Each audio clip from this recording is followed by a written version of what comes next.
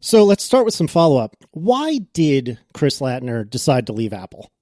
Well, last week we talked about this, and we tried to list all the reasons we could think of why he might be leaving.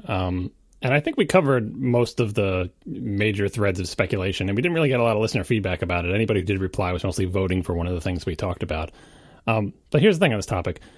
Unless there's some kind of like secret doomsday thing about Apple that only Chris knows, it's not actually that important that we figure out like why he left Apple or like what was in his heart of hearts, like aside from just us being busybodies or just wanting to know, like gossip type stuff.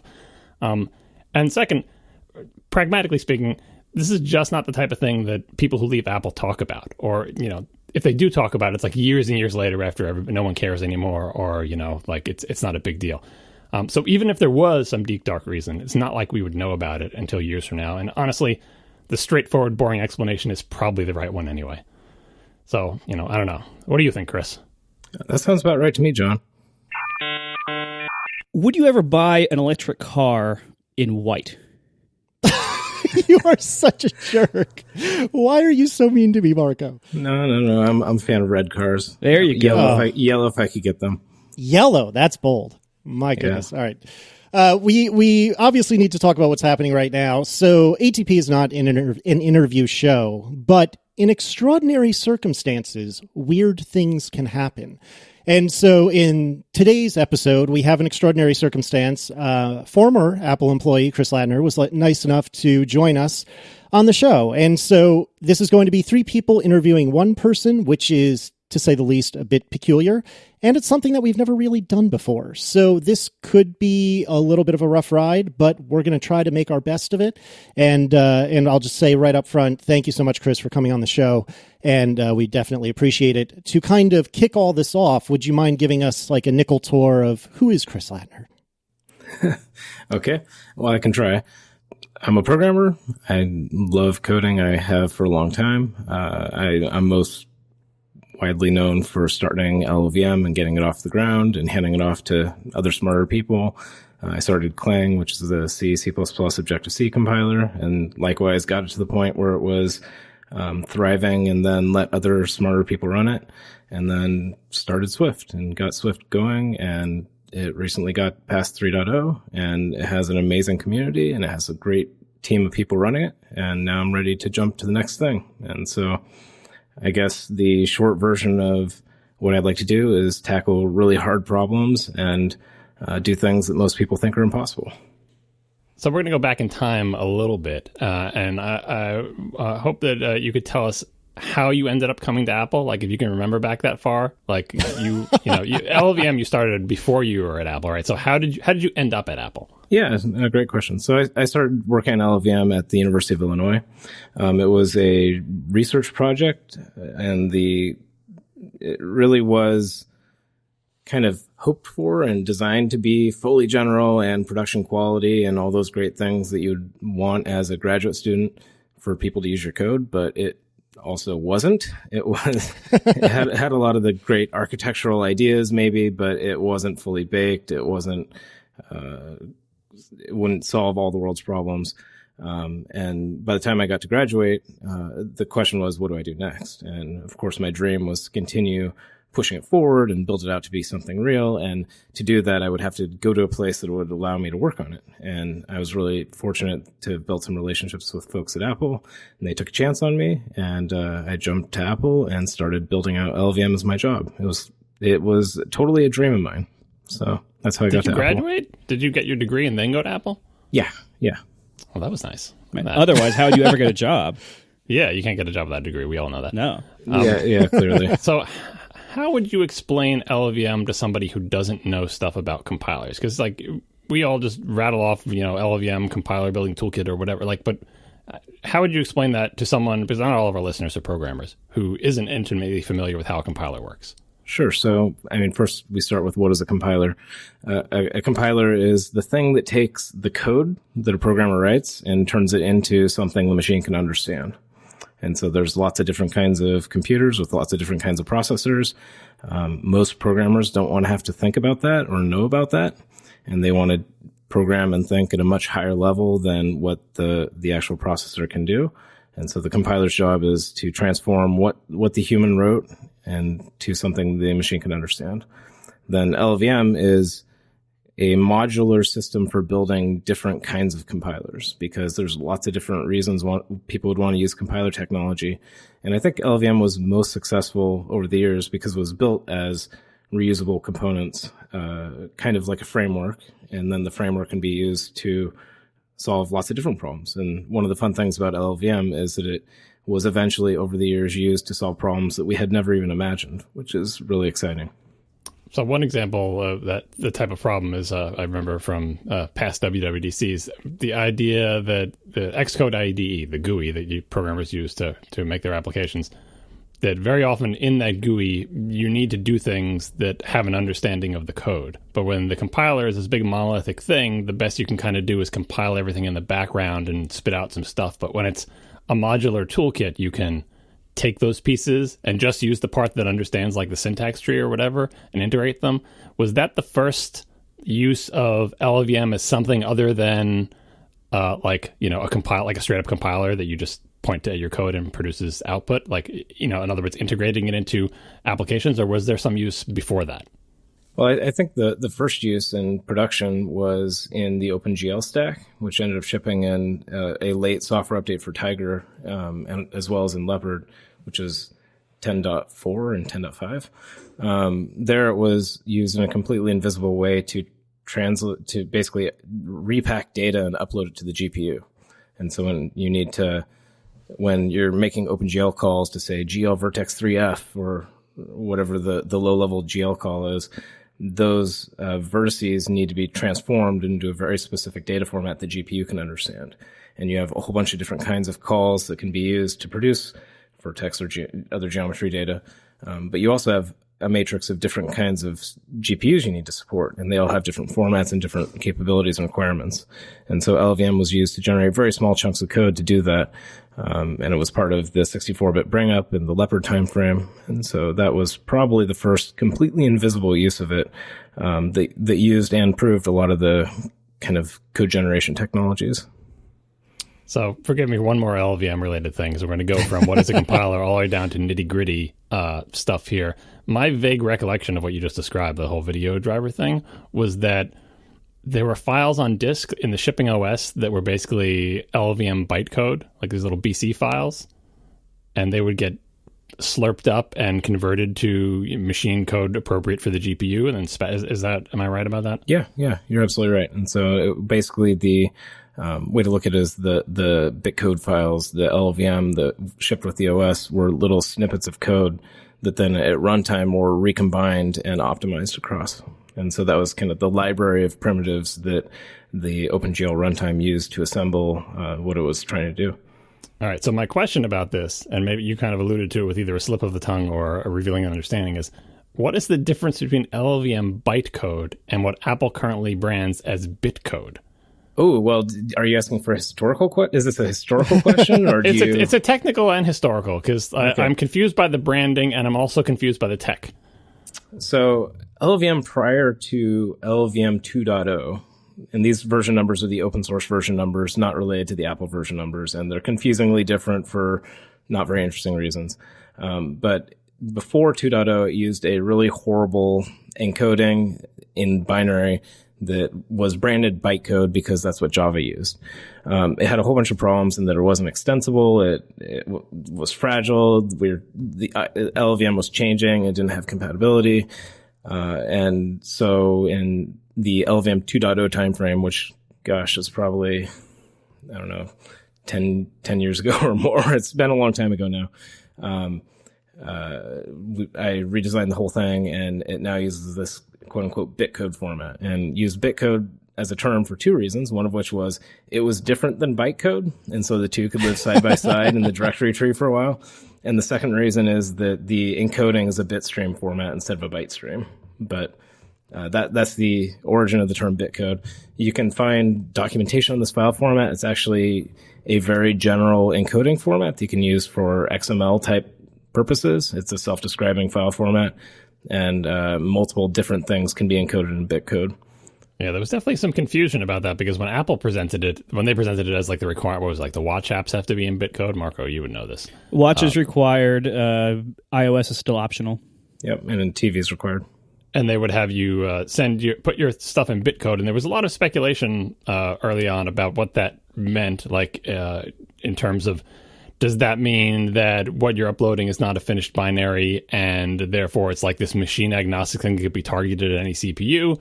And the more prosaic version, like, it doesn't mean it's CPU agnostic. All it means is that Apple has slightly more freedom to like change instructions on the CPUs that they do target. How would you characterize what advantage are there of compiling something to Bitcode and then uploading it somewhere versus sending someone a binary?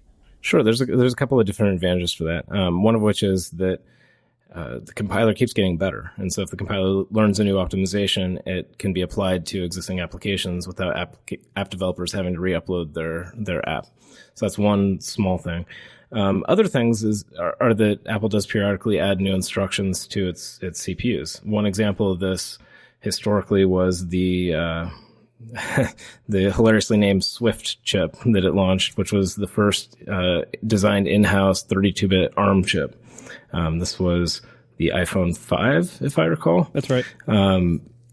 So in this chip, they added an integer divide instruction, and all the chips before that didn't have the ability to do an integer divide in hardware. You had to actually open code it, and there's a library function to do that. And so that and a few other instructions they added were a pretty big deal and used pervasively. And the only way to tackle that and handle that and use it effectively was to introduce an entire new slice. And so if you're an app developer back then, you had the V7 slice, which was all the older chips, and then you had a V7S slice, S for Swift, which was the slice that included the integer divide. Now, this is a pain for app developers. It's a pain for Apple. Everybody has to convince all the developers to take it seriously. And if app developers don't support it, then the new hardware doesn't benefit from it. And so Bitcode allows that kind of thing to go completely away. So with Bitcode, Apple can just recompile the applications in the store and say, haha, this device has an integer divide instruction, and it works perfectly with the thinning kind of architecture they have for deploying resources to specific device types, and it all kind of plugs together. Bitcode is not a magic solution, though. You can't take a 32-bit app, for example, and run on a 64-bit device. That kind of portability isn't something that Bitcode can give you, notably because that is something that's visible in C. And so as you're writing C code, you can write if-def, pointer size equals 32, and that's something that Bitcode can't abstract over. And so it's useful for very specific low-level kinds of enhancements. But it isn't a panacea that makes everything magically portable. The same thing I would assume for like architecture changes, especially if there was an endian difference, because endianness is visible from the C world. So if you can't target different endianness. Yep. Yeah. So it's not something that magically solves all portability problems, but it is very useful for specific problems that Apple's faced in the past. And going back to the slice thing, that's like terminology like the Mako format where you get to put different architectures worth of executables, or is that a different? Yeah, I think that's technology that goes all the way back to Next, when Next supported really heterogeneous different architectures like PA RISC and Spark and PowerPC and Intel, all back in the Next days. And it allows you to compile your application with multiple slices, they call them. And then there's a tool called LiPo, which sticks them together. And at runtime, the OS picks the slice that best matches your CPU in practice. And so an app developer can support many different kinds of architectures, and then the OS just does the right thing. And so in today's world, it's very common to build an iOS app, for example, for both ARM64 and ARM32. And the way that works in the simplest case is it's just two different binaries that are stuck together, and then the OS picks the right one to run. All right, I could go on for this forever, but I don't want to get too far down this rat hole. It's just there's some pent-up questions about Bitcode and bytecode, but now I feel satisfied and we can move on to broader topics. We're sponsored tonight by Squarespace. Go to squarespace.com and use code ATP to get 10% off your first purchase. It's the new year. You might have a new project, you might have a new goal you want to reach, and that might involve making a website. Make your next move with a beautiful website from Squarespace. Squarespace sites are so incredibly easy to make, and they're incredibly beautiful, and the tools are very powerful. This is a great combination that I personally have never seen before in the web building space until Squarespace. The amount of power you get with these tools is just incredible. You can make so many different kinds of sites with so little effort. Nothing else comes close. Your sites look professionally designed, regardless of your skill level, with no coding required. Although if you want to jump in and alter some of the code, you actually can. But you don't have to, and it probably isn't a good use of your time because Squarespace is such a great platform right out of the box. Whether you're making a website for you or for somebody else. If you make it for somebody else, Squarespace is the place you want to do that because you show them how to use Squarespace, and then you're done. They're not coming to you anymore. Squarespace will support it if they need help, and they'll be able to figure things out on their own because it's just so much easier to use than whatever CMS you were going to install on their server.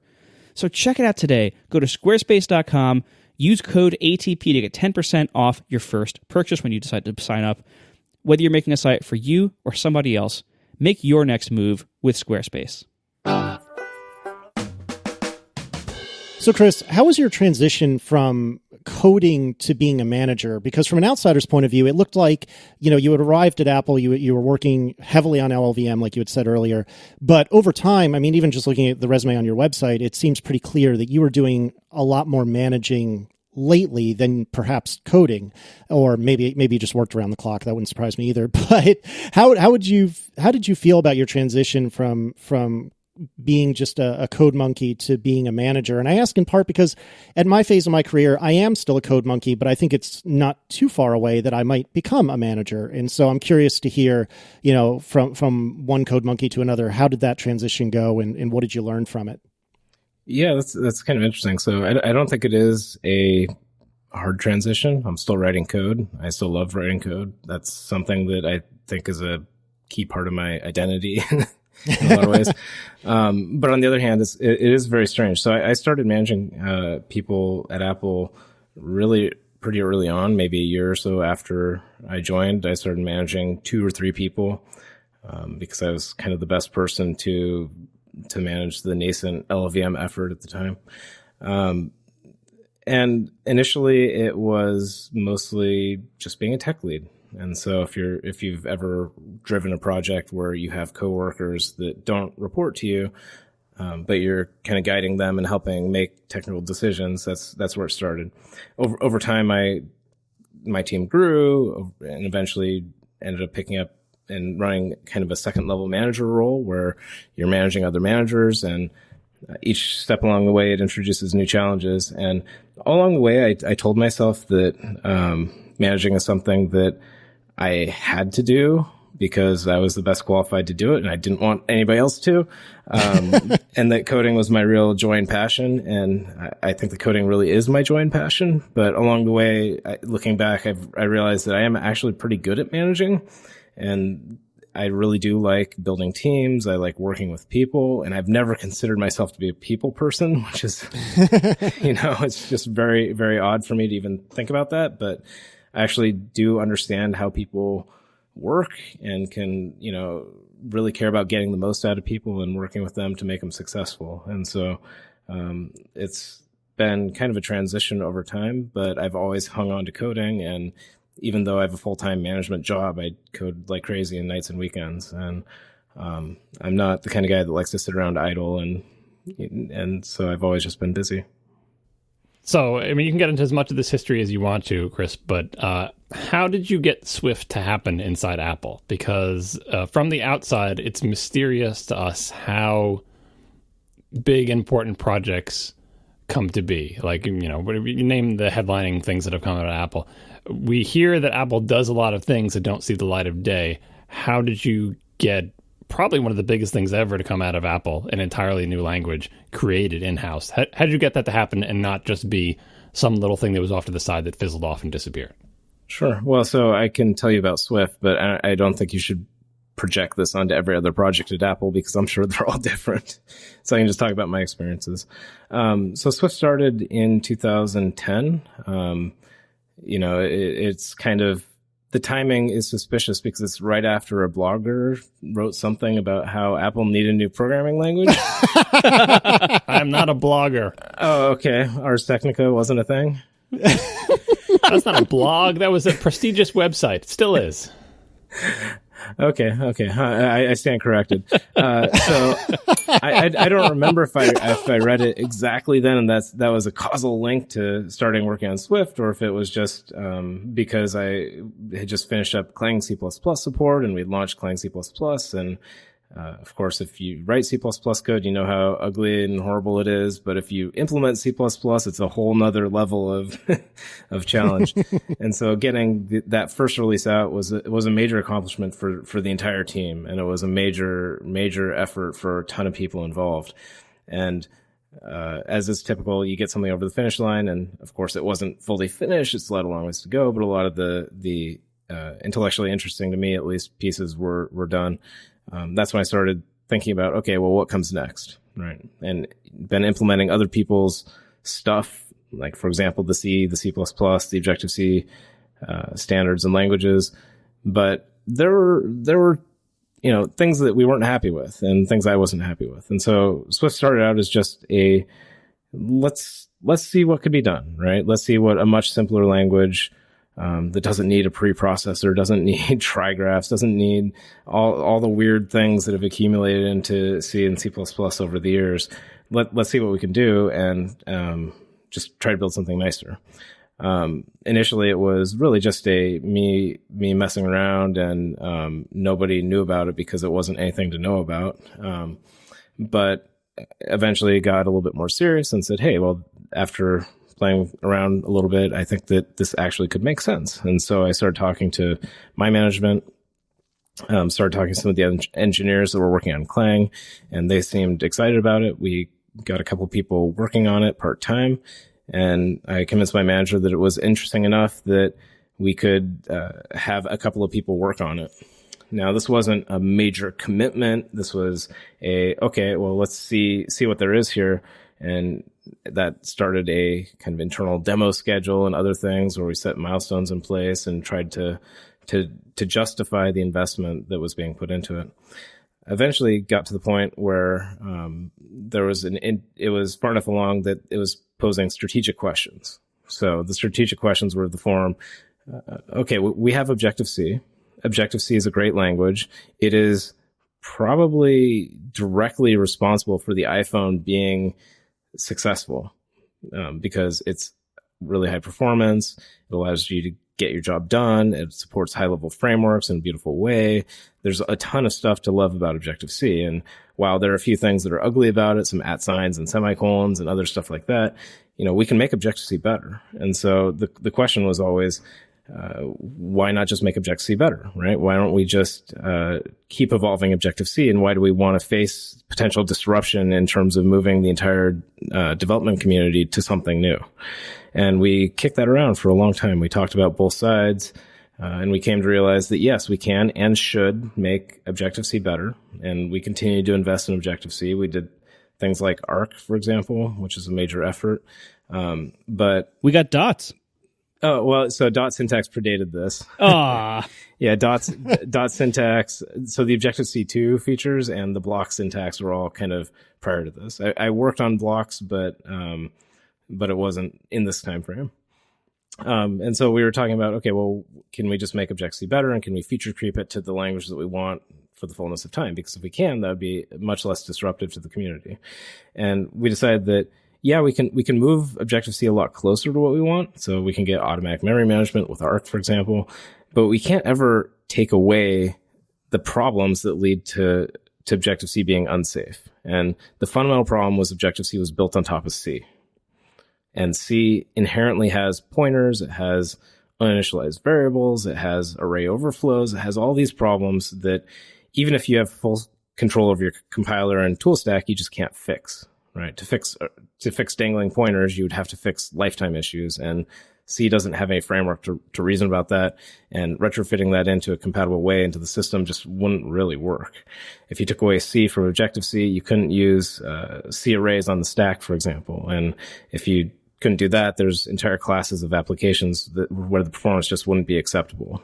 And so we went around. We said, okay, the only way that this can make sense in terms of the cost of the disruption to the community is if we make it a safe programming language, which means not safe as in you can have no bugs, but safe in terms of memory safety, while also providing high performance and moving the programming model forward. And so that was really kind of the ideas that came together to make Swift being worth the investment and being worth being disruptive to the community. So a lot of these kinds of pitches and ideas were being held in very small meetings. And coming out of WWDC 2013 is when we in the executive team decided, okay, let's really commit to this. And that's coming out of WWDC 2013 is when the developer tools team came to know about it and really started working hard on it. And Swift is a huge effort by hundreds of people. And that's when all the work on bring up the debugger and the IDE support and playgrounds and all the other things that charged into Swift 1.0 really started coming together and make happen. So that's kind of how Swift came to be. It was, again, one step after another, building small things, explaining to people why it made sense, why it was worth it. And then also, I think that a major important aspect of Swift being, I guess, worth taking a risk on was that we told people that we would not guarantee source compatibility in 1.0. And that was really interesting because that actually was a big relief for people. Because internally that meant that it didn't have to be perfect when it launched. It meant that we could learn, we could adapt, and that as long as we were clear with the community about that would allow us to get to ultimate greatness and learn from actual usage and practice. And I think that was a really key piece to Swift coming and actually making it to the market. So strategically speaking, when you were doing like the work to improve Objective-C, did you have in mind the ability to potentially leverage some of that work for Swift? I'm trying to think of like the strategy of how you get it done. Like part of it is personal relationships and like knowing the right people. Part of it is persuasion. You have to persuade them with your technical arguments and your business arguments and stuff like that. But then part of it also laying the groundwork with efforts and technologies that have multiple uses? Yeah, absolutely. So one great example of that is Arc. It was really clear to me that if we were to get to memory safety, we had to have automatic memory management. And I don't know if you want to go down the GC versus Arc rabbit hole or not, but Arc seemed like obviously the right model to me and to some other people. And so we said, okay, we need to get to an automatic memory management model. Objective-C isn't, because Objective-C at the time had the Obj-C garbage collector, which had numerous problems. And so we had to get Objective-C to be memory managed. And so that's why Arc became a thing. It became a really high priority. And I think that it's a great example of something that by itself had a huge amount of value to the Objective-C community. And then after that, we had similar other efforts like modules, for example. That was a huge thing that both improved build time, but was also absolutely essential to enabling Swift code to eventually just say import UIKit and get everything.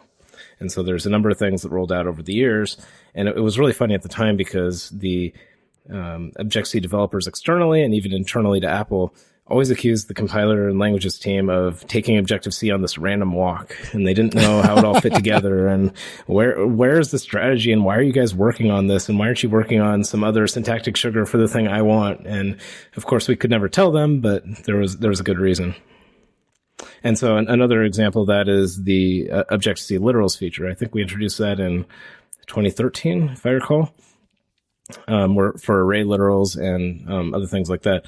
That was an interesting feature in that it was a relatively small amount of engineering work that brought the Objective-C language much closer to Swift in terms of having arrays and dictionary literals as part of the language. But the real reason for doing it is that it was a small amount of work that moved Objective-C forward, which allowed the compiler and language team to focus on Swift. Because Swift was a very large amount of work, and that was, appeasing the community and, solving real problems, but, buying time to actually pour into the multi-year project of making the Swift language happen. That's when you pull out the syntactic sugar. The programmers love it. It takes 10 minutes to implement. Here you go. Exactly right. Everyone applauds when they see the slide. Yay. I mean, in all fairness, that was a really big deal.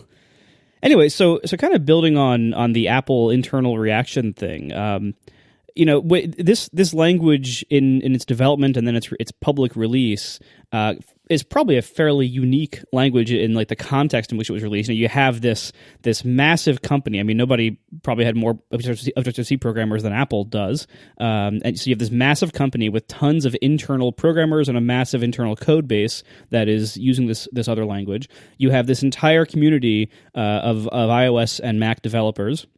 And then you have the entire world watching every move Apple makes and putting it under very, very heavy scrutiny.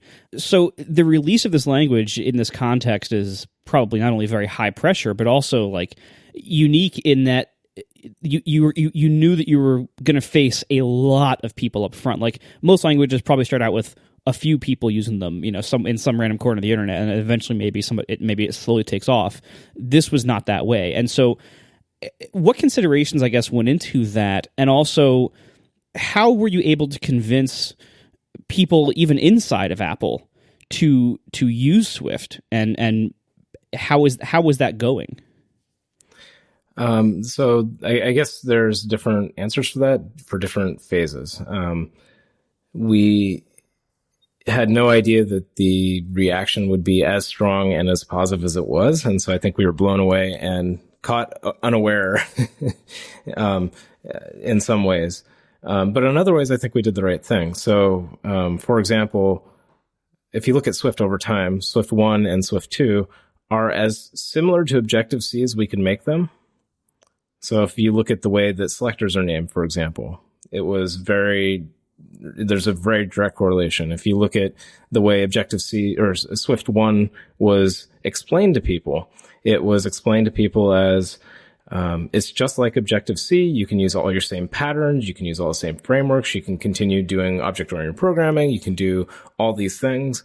But it also has some cool new things like enums and pattern matching and these other things. And so it's great because it's just cleaned up syntax for what you already know. Plus it has some new cool stuff that you can play with, right? And then you fast forward a year or two and the Swift community was really taking off. People were understanding what Swift was about. Swift open source has also enabled this. And Swift 3 is really about Swift becoming its own language that was really true to itself and stands by itself. And that's where you see the method call syntax, for example, being radically changed. And a lot of things just kind of coming together and really focusing and polishing the language. In terms of the rise of the community, the external community and people using it, that was really, really hard for us because, so my experience had been with LLVM and with Clang. Clang as a C and C++ compiler and Objective-C was completely different than Swift because when we open sourced and launched Clang, which was at Apple, everybody yawned. Right? we open sourced it very early on and people said, okay, you're nuts. Nobody can build a C++ compiler. That's not a thing. Why are you even messing around with this? And, we got one contributor to the project and we had no users. And then we got, a month later, we might get another contributor or another person part-time sending in patches. And it was a very slow growth that was ultimately really great because it was relatively low pressure. With Swift and with the way it was launched, it was completely different because it went from nobody knowing about to everybody knowing about it overnight, literally.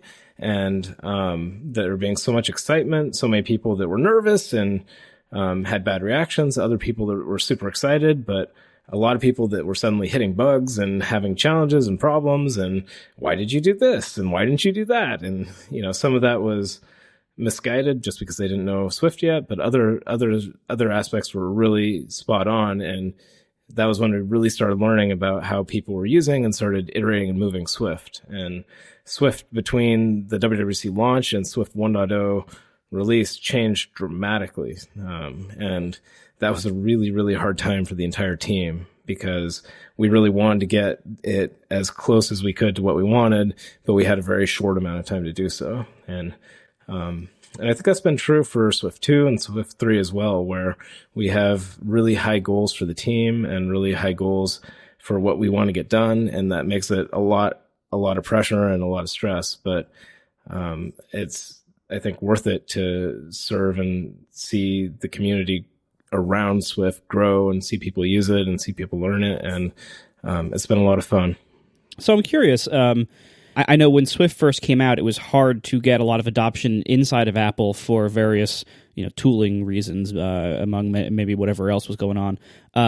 How is internal adoption going today? Like, are we seeing meaningful adoption now, or is it mostly iOS programmers who are using it and not anybody inside? The Swift team itself has specific goals they need to achieve before there can be truly across the board adoption at Apple. ABI stability is the number one thing that prevents framework developers, for example, from adopting Swift. So that's a really important thing. That's one of the reasons it's always a really high priority. But Swift has been adopted by application developers and other things. The dock is public. Swift Playgrounds app is public. The music app in iOS is publicly known. So there are definitely some big adopters.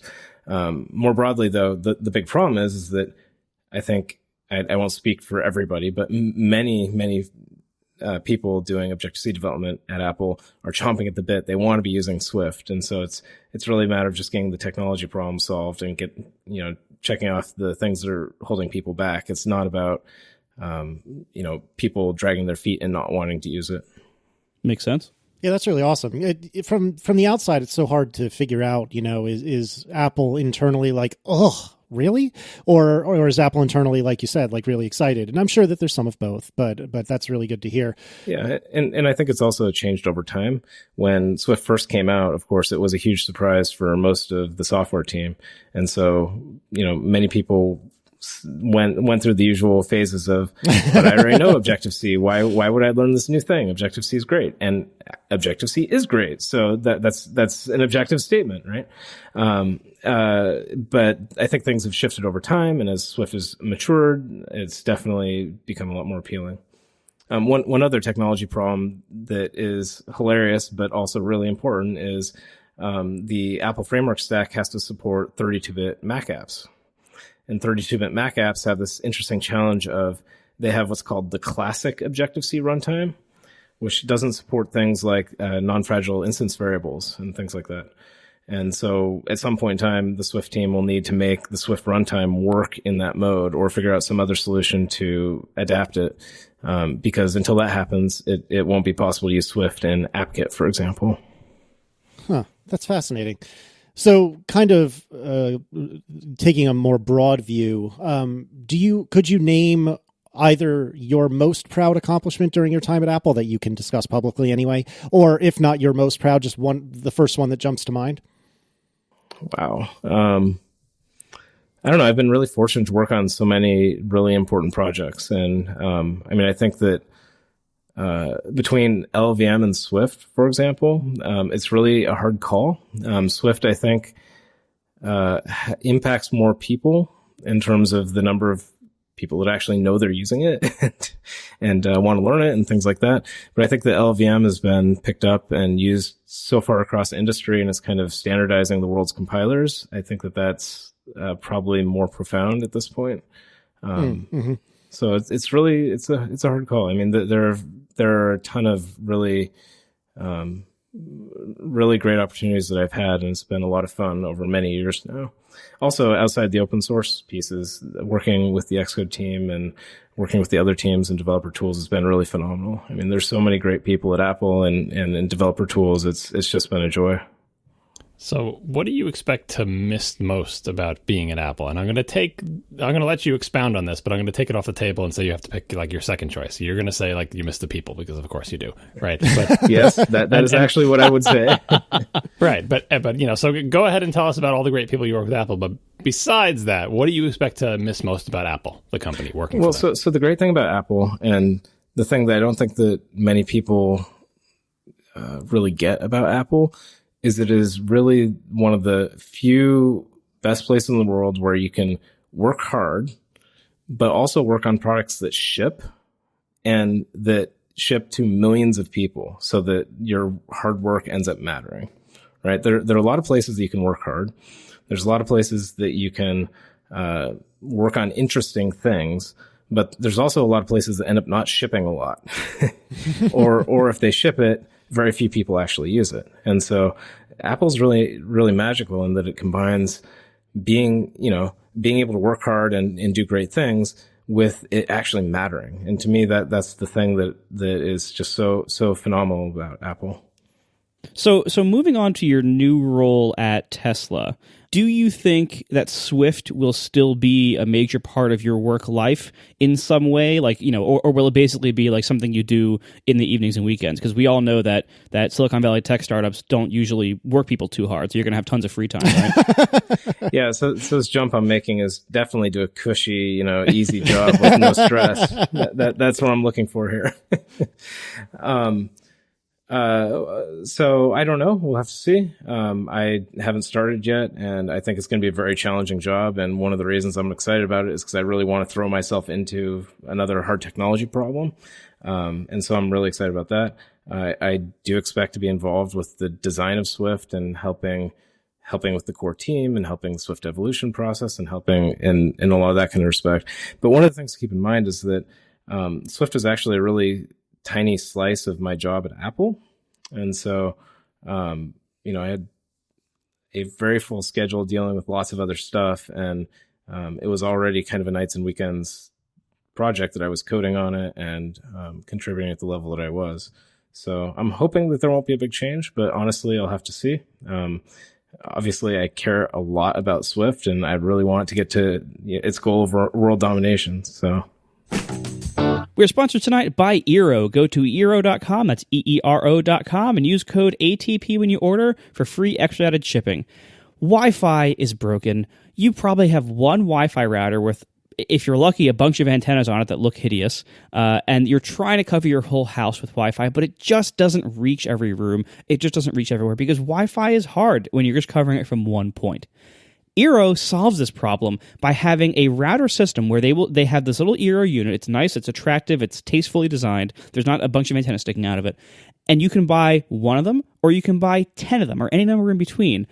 And you put them around your house, and each one covers the area in Wi-Fi, and they all talk to each other wirelessly. So you don't have to run wires all over your house.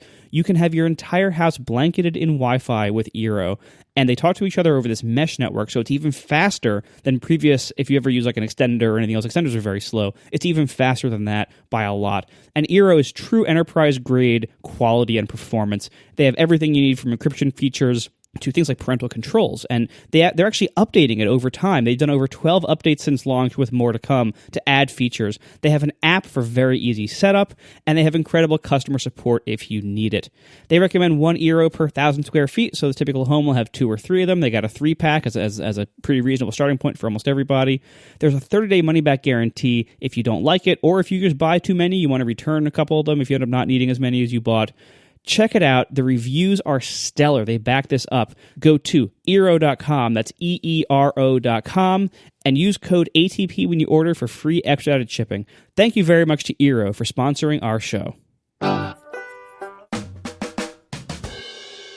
Obviously Swift is open source. I don't know if you were aware of that, Chris, but how do you feel like that. Yeah, right. How do you feel like it's been going so far? And I'm assuming similar to John, I'm going to take away the obvious answer of it's going well, but maybe to kind of cue conversation, what's been really surprising about going open source? And you can get as specific or as broad as you'd like to be, but I got to imagine that you guys had a bunch of expectations about what going open source would be like, and I would imagine some of them were accurate and some of them weren't. So how do you feel like the Swift open source project has been going?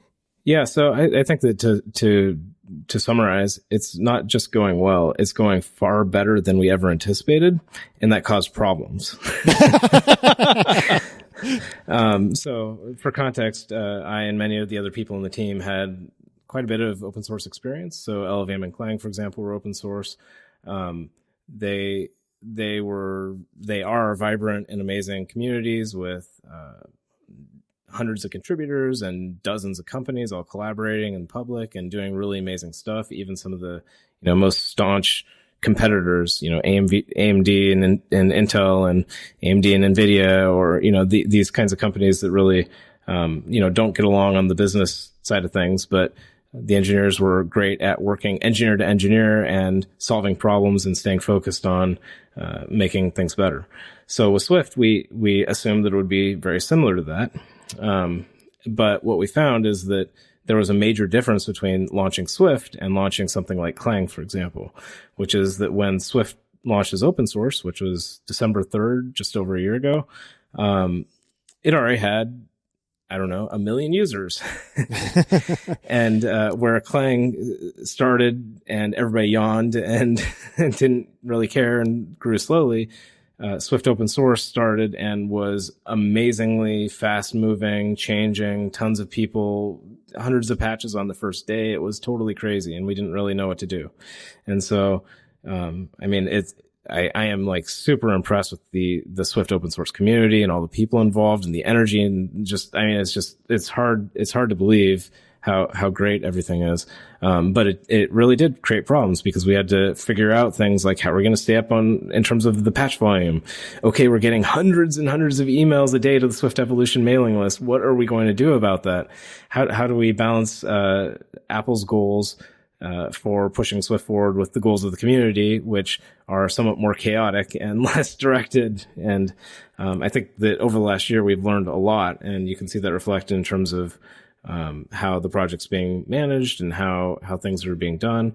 But it's always been super important to be not just open source, but I guess if you look at an open source project, there's three kind of easy levels to look at it.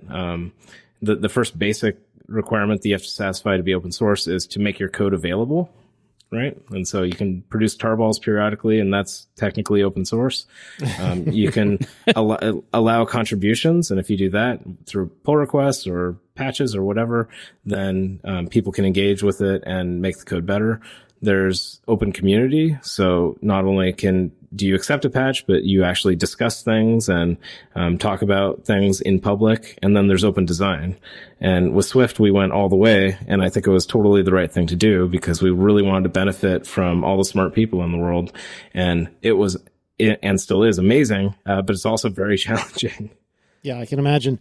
So building upon the open sourcing of Swift, it was very surprising to me, and I think a lot of the community, that Apple chose to upload the entire commit history. It wasn't just here's day one, initial commit, and it's 11 gazillion files and 80 gazillion lines of code. Was that planned from the start that you guys would upload the entire history? I wouldn't say it was planned from the start that we'd upload the entire history, but it was kind of assumed from the start that it would be open source at some point. Interesting. And if you look at Apple's history, I think that's in the tool space. I think that's fairly straightforward. LLVM wasn't started at Apple, but almost everything Apple does ends up going public in the LLVM space. Clang was started at Apple, and Clang was contributed by Apple to the LLVM project, and that included its full revision history. Other projects like LDB and libc++ and compiler RT and all these other smaller projects were started at Apple and contributed to the open source project. So with Swift, it was kind of assumed that would happen at some point. The real question was when is the right time for that to happen?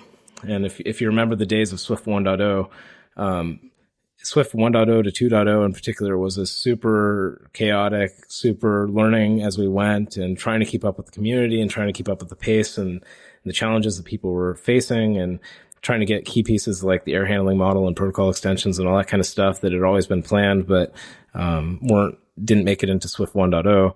And so really focusing on that was the priority. And so we decided that open sourcing Swift at 1.0, for example, would be really actually bad for the Swift community because there are major pieces of the language that weren't there.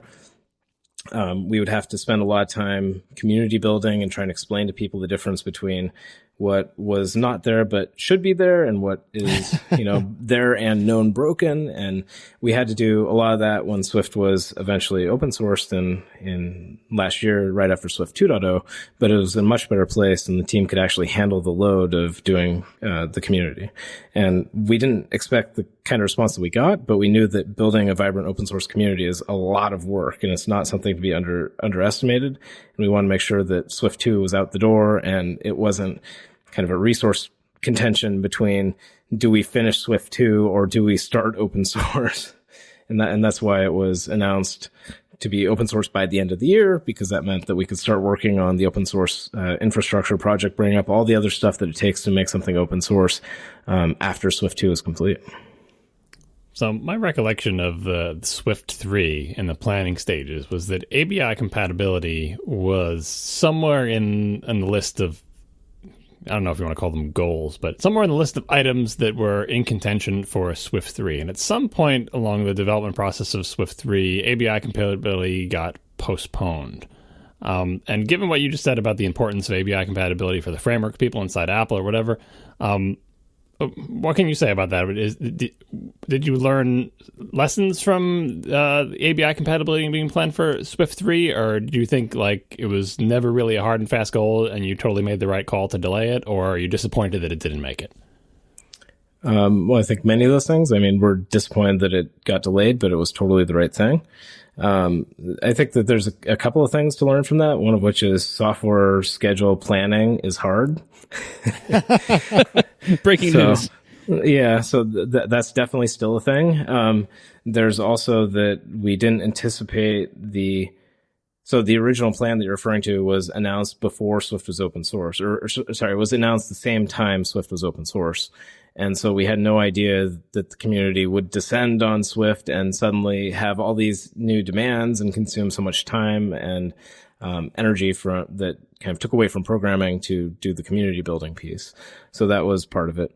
Another part of it is that ABI stability is super important, but it's not as important as people think it is for application developers. It's really important to Apple, but what we realized in the Swift 3 timeframe is that the thing app developers would benefit from the most was actually source stability.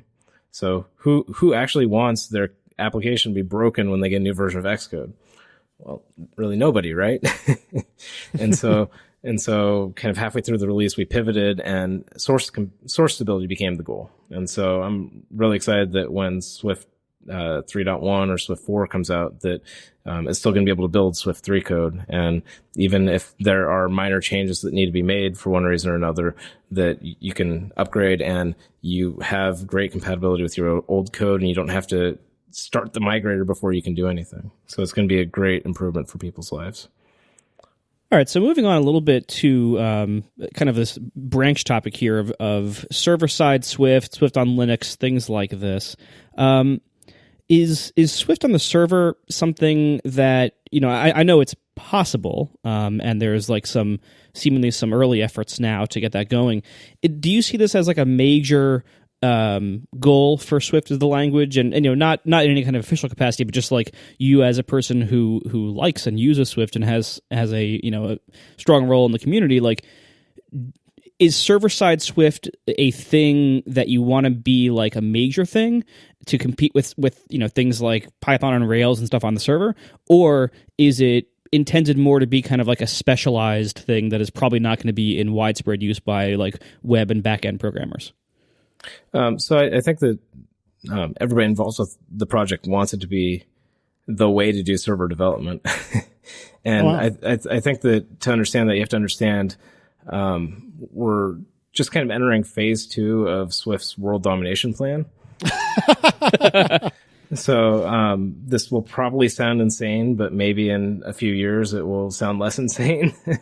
But the way to look at the way I look at it, and the way that many other people at Apple look at it, is that we want Swift to be the next big thing, right? We want it to be more popular than Java was or is.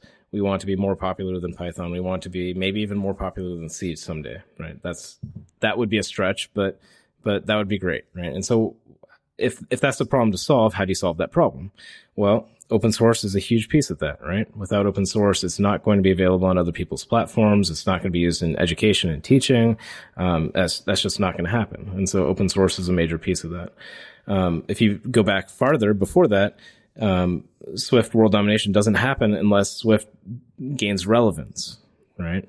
And I think Swift has nailed the relevance side of things with the iOS and Apple platform development side of the story, where maybe not Marco, but most other people are switching to Swift very quickly and seem very happy using it. Actually, I started using it today. Okay, good call. I switched today in honor of this interview. I wrote my first Swift today. An entire extension in Overcast 3.0 is written in Swift. Wow. See, fantastic. Look at you go. I'm proud of you. It is a good day. Yeah, and more will be coming. Although there's a lot of Objective-C there, so I'm probably a long way away from it being all Swift. That's okay. Swift loves Objective-C. Exactly. So the way I look at it is that the first step of Swift world domination is getting to relevance, and for a language to get to relevance, it needs a killer app, right? It needs a reason why people would want to use it. And for Swift, that's clearly iOS and Mac and other Apple platform development. Second, it needs to be open source. Third, it needs to go beyond, right? And the next step, the frontier of where it makes sense to expand out to, or if you're, a real-time strategy game player, the natural expansion is a place where the language is where the language actually only needs a few things added to it to be good. And so I think server development is really that next step, because server development is very similar to app development in terms of the kinds of code that you need to write. It's very similar in terms of many of the frameworks. The major missing piece is that it needs to run on Linux and other pertinent server development platforms. And there's then the whole library ecosystem that needs to be built out.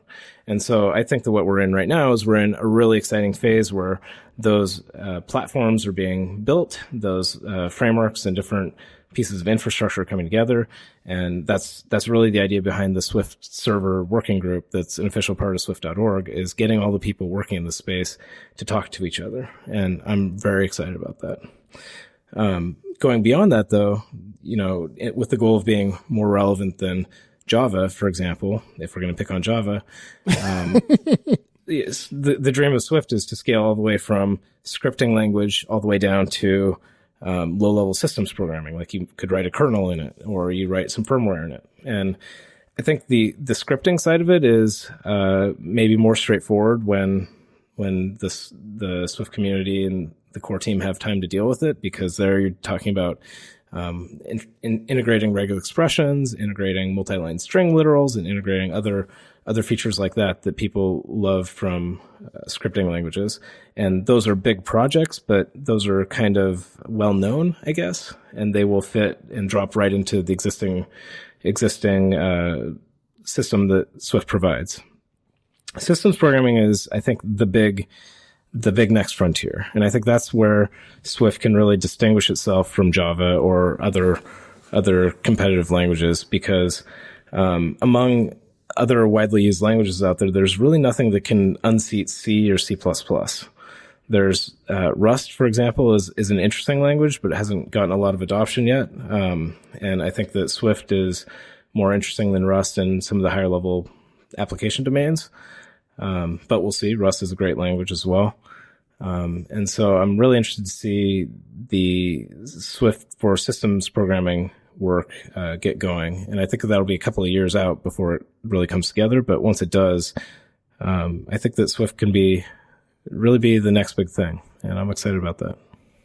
So just stepping back a second to the server role of it, possibly taking over there. Because, I would love, here I am using PHP and Objective-C, these two languages that are fairly old, and I mean PHP is way more hated than Objective-C, but these are the two languages I use for various historical and practical reasons. On the server, a lot of what makes a language succeed or fail on servers and in web development is not necessarily how good of a language it is, but how healthy and universal and developed the frameworks around it are for things like web development, how practical and easy it is to deploy and run on servers.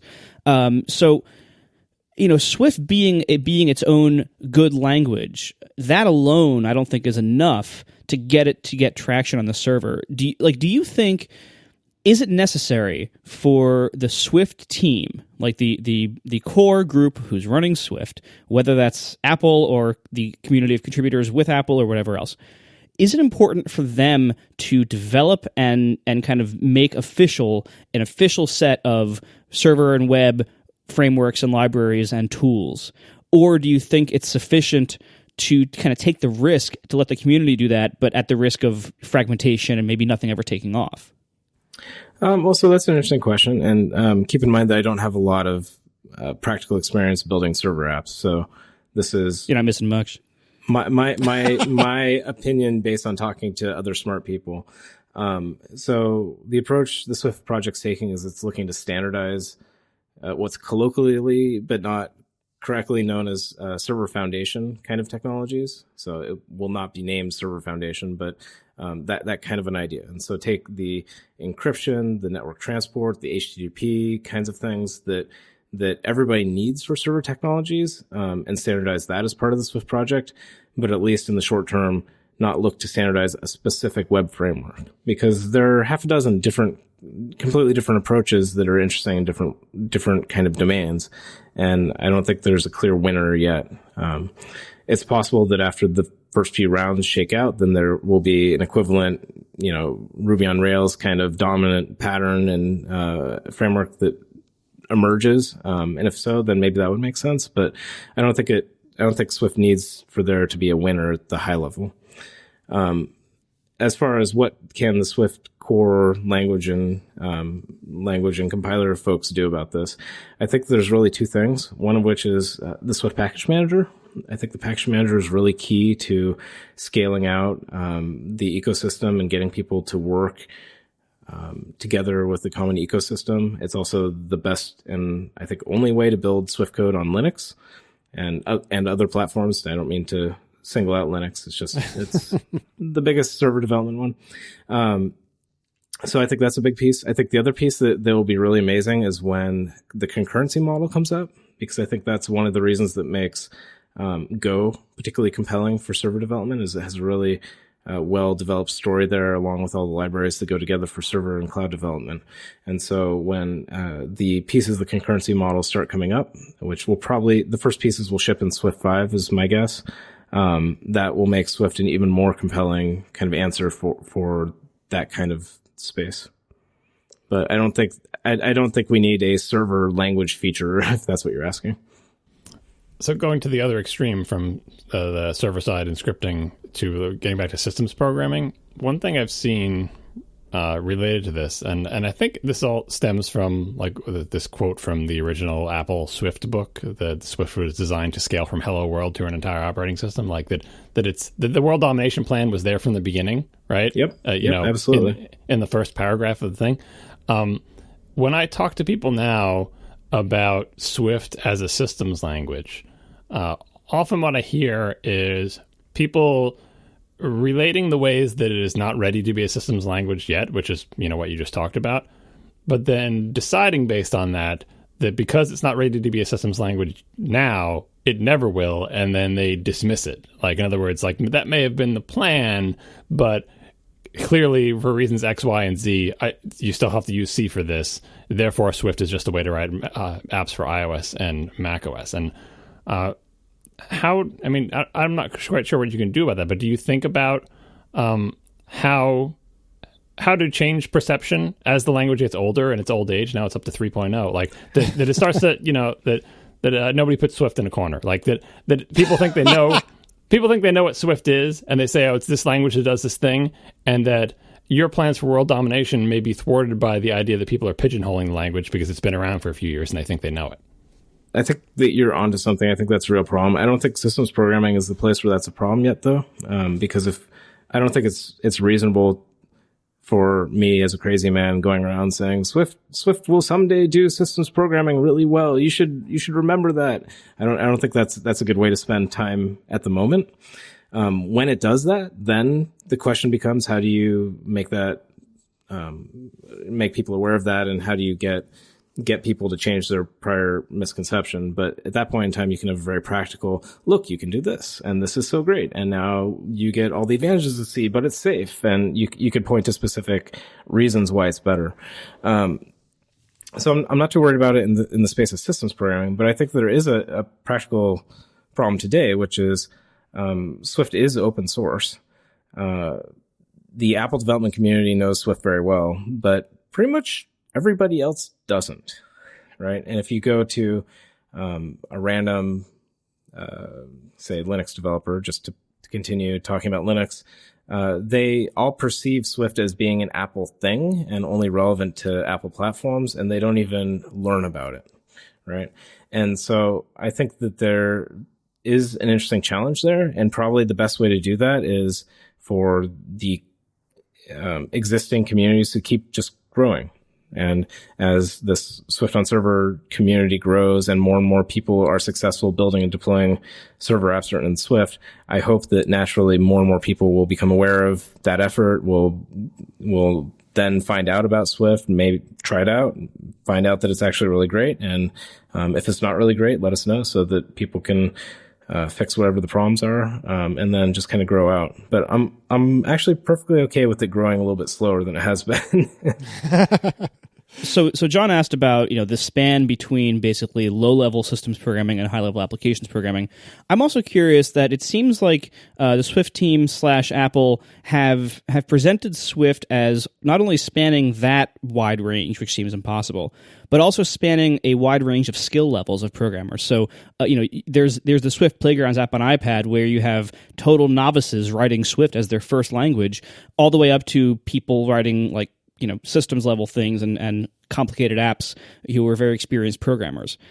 Do you think, is it possible for a language to do all of these things well? And if so, do you think Swift has achieved that? So I do think it's possible. I think it has achieved it for the things that it's doing so far. And I think the challenge is that as new capabilities get added, that it doesn't jeopardize that. But knowing the folks involved and the source compatibility guarantees and everything else like that, I'm pretty sure that won't be a problem going forward. Here's the way I look at it. Swift, you will never, or you're unlikely to run into anybody that says that Swift is a simple language, right? Swift is a complicated language. It's not simple in the sense that scheme is simple, for example. It's also not simple in terms of when you talk to an Objective-C developer, they'll often claim that Objective-C is simple, ignoring all the C parts. I would never claim that, for the record. Right. So C itself is a very complicated, weird language. It's just that people don't typically use the weird parts, right? And so they perceive C as being very simple. So the way I project this onto Swift is that the secret to Swift and being easy to learn, easy to use as a teaching vehicle, but also powerful enough to solve the problems that need to be solved is that the complexity inherent in the language needs to be progressively disclosed. So imagine if someday Swift had inline assembly support, for example. Only really low-level systems people or really bit-twiddling assembly programmers would use this feature. Everybody else would ignore it, and it would not increase the apparent complexity to the language to people who didn't know what it was. For a feature like that, the most important thing is to make the syntax clear so that when you run up into it, you discover in somebody else's code, you know that you don't know what it does, right?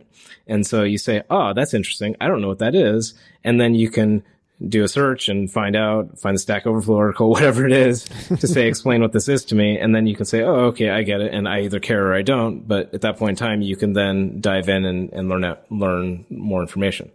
Assembly is never something that a Swift Playgrounds person working through Learn to Code 3 would ever want to know about. Right. And I think that is really one of the secrets to Swift's success in terms of getting people on board and being really approachable for people at all levels is that just like in Python, you can start with just print hello world. You could do the exact same thing in Swift. And with Swift, you don't need the /n on your string. It's really just print hello world.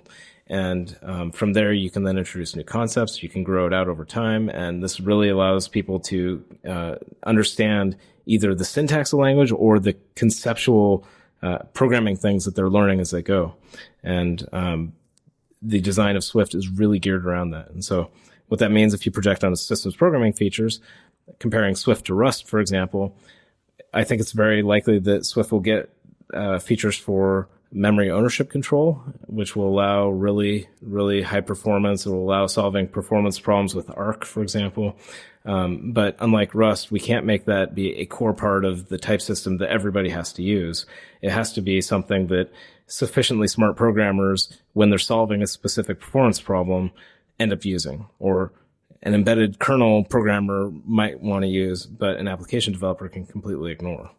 And so that's really the challenge, is it's deploying similar type system mechanics and other low-level language geekery to the problem, but do so in a way that is tasteful and allows most normal people to just completely ignore it. Everything you just said kind of reminds me of a saying I once heard, that you're free to adopt for Swift if you would like, which is make easy things easy and make hard things possible. We're sponsored tonight by Audible, with an unmatched selection of audiobooks, original audio shows, news, comedy, and more. Get a free 30-day trial at audible.com/ATP. If you want to listen to it, Audible has it. You can listen to audiobooks from virtually every genre, anytime, anywhere. You can play Audible's audiobooks on phones, tablets, computers, even Kindles and iPods if you still have them. Audiobooks are great for flights, long road trips, or even your daily commute. You might think you don't have time to read books, but you'd be surprised how many audiobooks you can hear each year, even only listening to and from work every day, because that time really adds up. Audiobooks bring books to life. Many of them are read by authors themselves, which adds an extra dimension to the text. And with Audible, you can take risks and try new authors without regret, because Audible offers their great listen guarantee. If you start an audiobook and don't like it, you can exchange it for another one for free. So check it out for yourself. You can see and listen. When you begin your free 30-day trial, you get your first audiobook for free, and there's no stress and no obligation, because you can cancel your Audible membership at any time. So with audiobooks and spoken word audio products, you will find what you're looking for. Get a free 30-day trial by signing up at audible.com/ATP. That's audible.com/ATP. Thanks to Audible for sponsoring our show. So, Chris, you brought up just a second ago how simple Python's Hello World is. And one of the things I've wondered about Swift is it seems to some degree like it's kind of the, what do you call it, like the Rorschach test of languages, in that I came to Swift kind of via Objective-C, but my day job was as a C# guy, and I see, to my eyes anyway, and I hope you don't find this insulting, but I see a lot of C#. I see a lot of C# in Swift, and I've heard JavaScript people, again, I hope that's not insulting, say, oh, I see some JavaScript in here, and I presume that John could say that he sees Perl in it. I presume Marco could say that he sees PHP in it. Well, again, hopefully that's not insulting. I see Go in it. I don't see any PHP in it. Okay, fair enough. You get what I'm driving at, though, and so I guess what I'm asking, Chris, is obviously there was a huge Objective-C influence in Swift, but was there any one or maybe just a couple of other languages that you feel really, really inspired Swift, or do you really think it's the melting pot language that one would always hope to create? I think it really is a melting pot, because we weren't. So the goal of Swift isn't to ape some other language. The goal of Swift is to just be great, right? Right. And so you can take. I think that Swift looks. Or I and the other people in the core team, the other people working on Swift, have looked at many, many other languages. If you're a Haskell nerd, there's tons of Haskell concepts built in. Protocols really are just like a very similar Haskell construct, for example. And so it's really about taking the best ideas from where we can get and assembling them together. And one of the major goals of Swift is for it to be familiar feeling. Right, because if it's familiar feeling, that makes it easier for people to pick up, and they're not fighting unnecessary barriers that just get in the way of adoption. And so, it being familiar is actually success in that way, and it's not a result of Swift trying to be Go or C# or whatever. It's about taking the best ideas from them and assembling them together. And I think that you could probably pick a language and there's some good idea that came from them, including, D or Dart or Go or whatever. I mean, Swift does really draw from many, many different sources, and it's really hard to really tease them all out. So the question that Casey wrote for me to ask you right now whoa. is... How do you know that was me? That's definitely you. is why should I give a shit about Swift right now? And I think I'm going to modify this a little bit. That was written for you, my friend. But yes, definitely by you, written. Right? I figure that's not quite Yes, John's style. No, but I as somebody who is just dipping a toe in Swift, as of 12 hours ago, and has waited this long, Objective-C faithful / holdouts / lazy people who don't like learning new things very quickly. What's kind of like the sales pitch for adopting Swift now? I guess two different answers. One of which is you don't have to adopt Swift, right? I don't think Objective-C is going to go away anytime soon.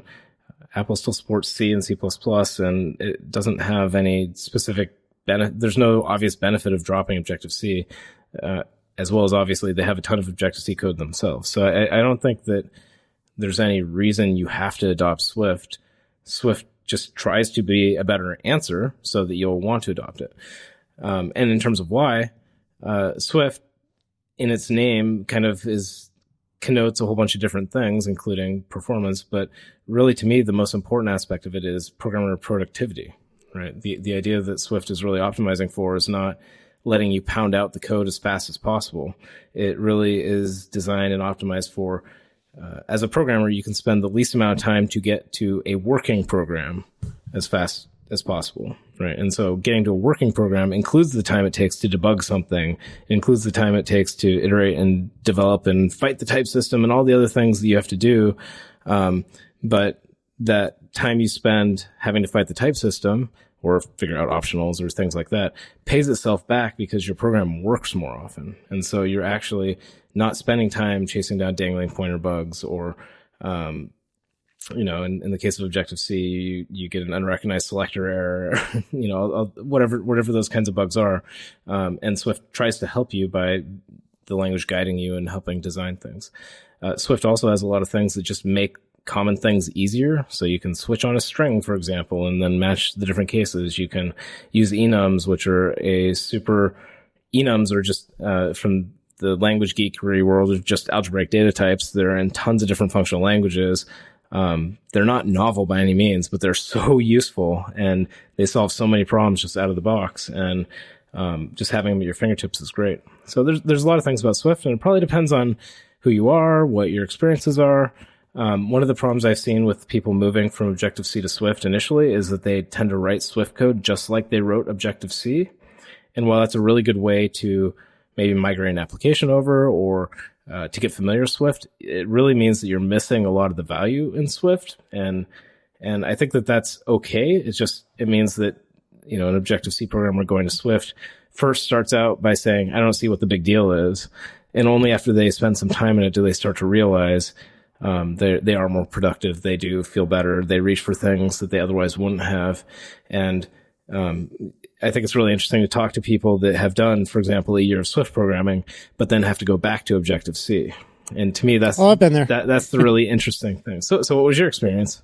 It felt absolutely archaic. And granted, I like to think of myself as a nice guy, and so I'd probably say something like that even if it wasn't true. But the reality of the situation is it felt just so old. It just felt old. And I don't know, I wish I could quantify that better, but it just felt like I was back in time in a way that didn't feel good. And in some ways, it was kind of nice. So I do like optionals. I understand why they're a thing.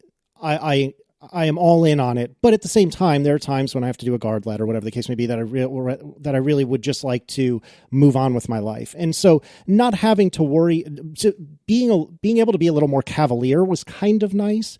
But the reality of the situation is, as you've said earlier, is that that's a potential hazard down the road. And that's why I like the way that you and the team have set up the type system in Swift. But gosh, going back to Objective-C is so frustrating for me because it just feels like I'm going back in time, like I'm going backwards.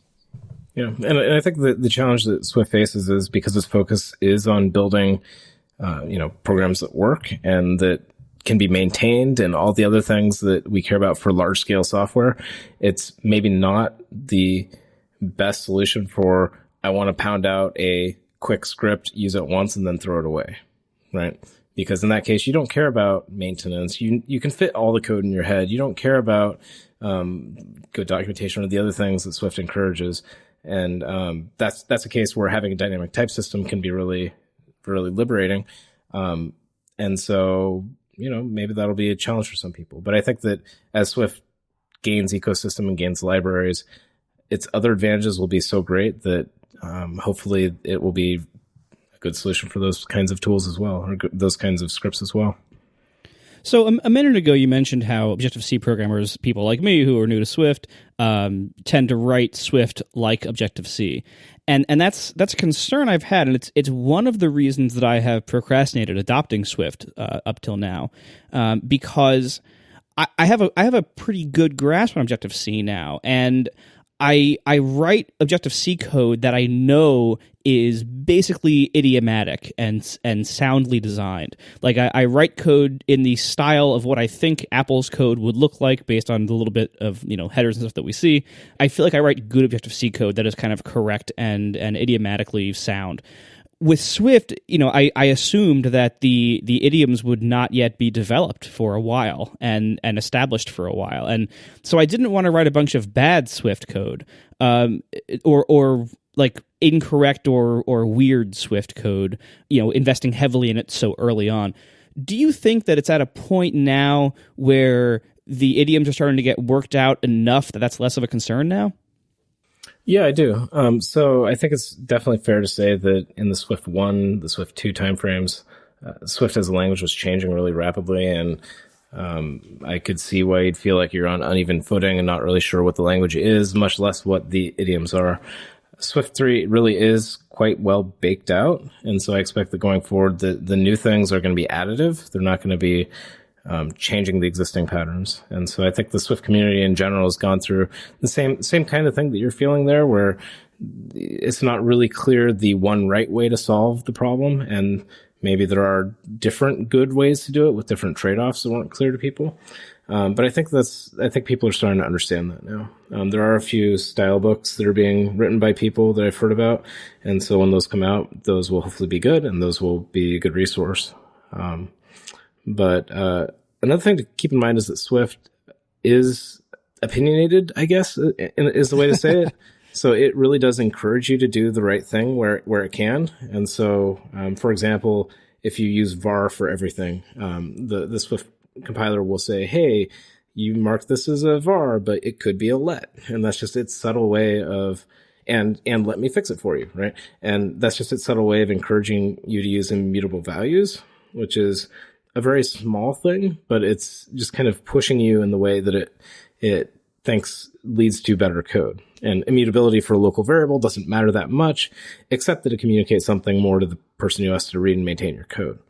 And so I think that Swift really does kind of encourage you down the right lines in some ways. But on the other hand, in other places where you're saying, hey, should something be a class or should it be a struct? The trade-offs are more nuanced, and it's a harder thing, and the Swift compiler can't just know what problem it is that you want to solve, and so it can't help you with that. So you mentioned Swift style guides before. As a creator of a language, how much influence do you feel like you want to have over things like style, things that really are, it's not features, it's not technical, it's just like, we all know the different style things, like, you should only have one exit at the bottom, or you should exit early, or there are things you can do, even things like spacing and brace style, for crying out loud, or just the sort of idioms of like, this little 3-line sequence is how you do this transformation on this data structure. You mentioned, language features can influence that. So obviously, as a language designer and participating in that process, you can effectively guide the community style-wise in one direction or another. But eventually, you come to the stuff that's just plain opinion and style. And several other languages have had fairly concrete styles set forth early on by the creators. If you want to go to like KNRC style type things, how much do you care about being able to influence the personal preference or the aesthetic portions of style that are outside the things that you can influence as part of language design? So as with any programmer that has a pulse. I have my preferred style. And so clearly that's the right way. Naturally.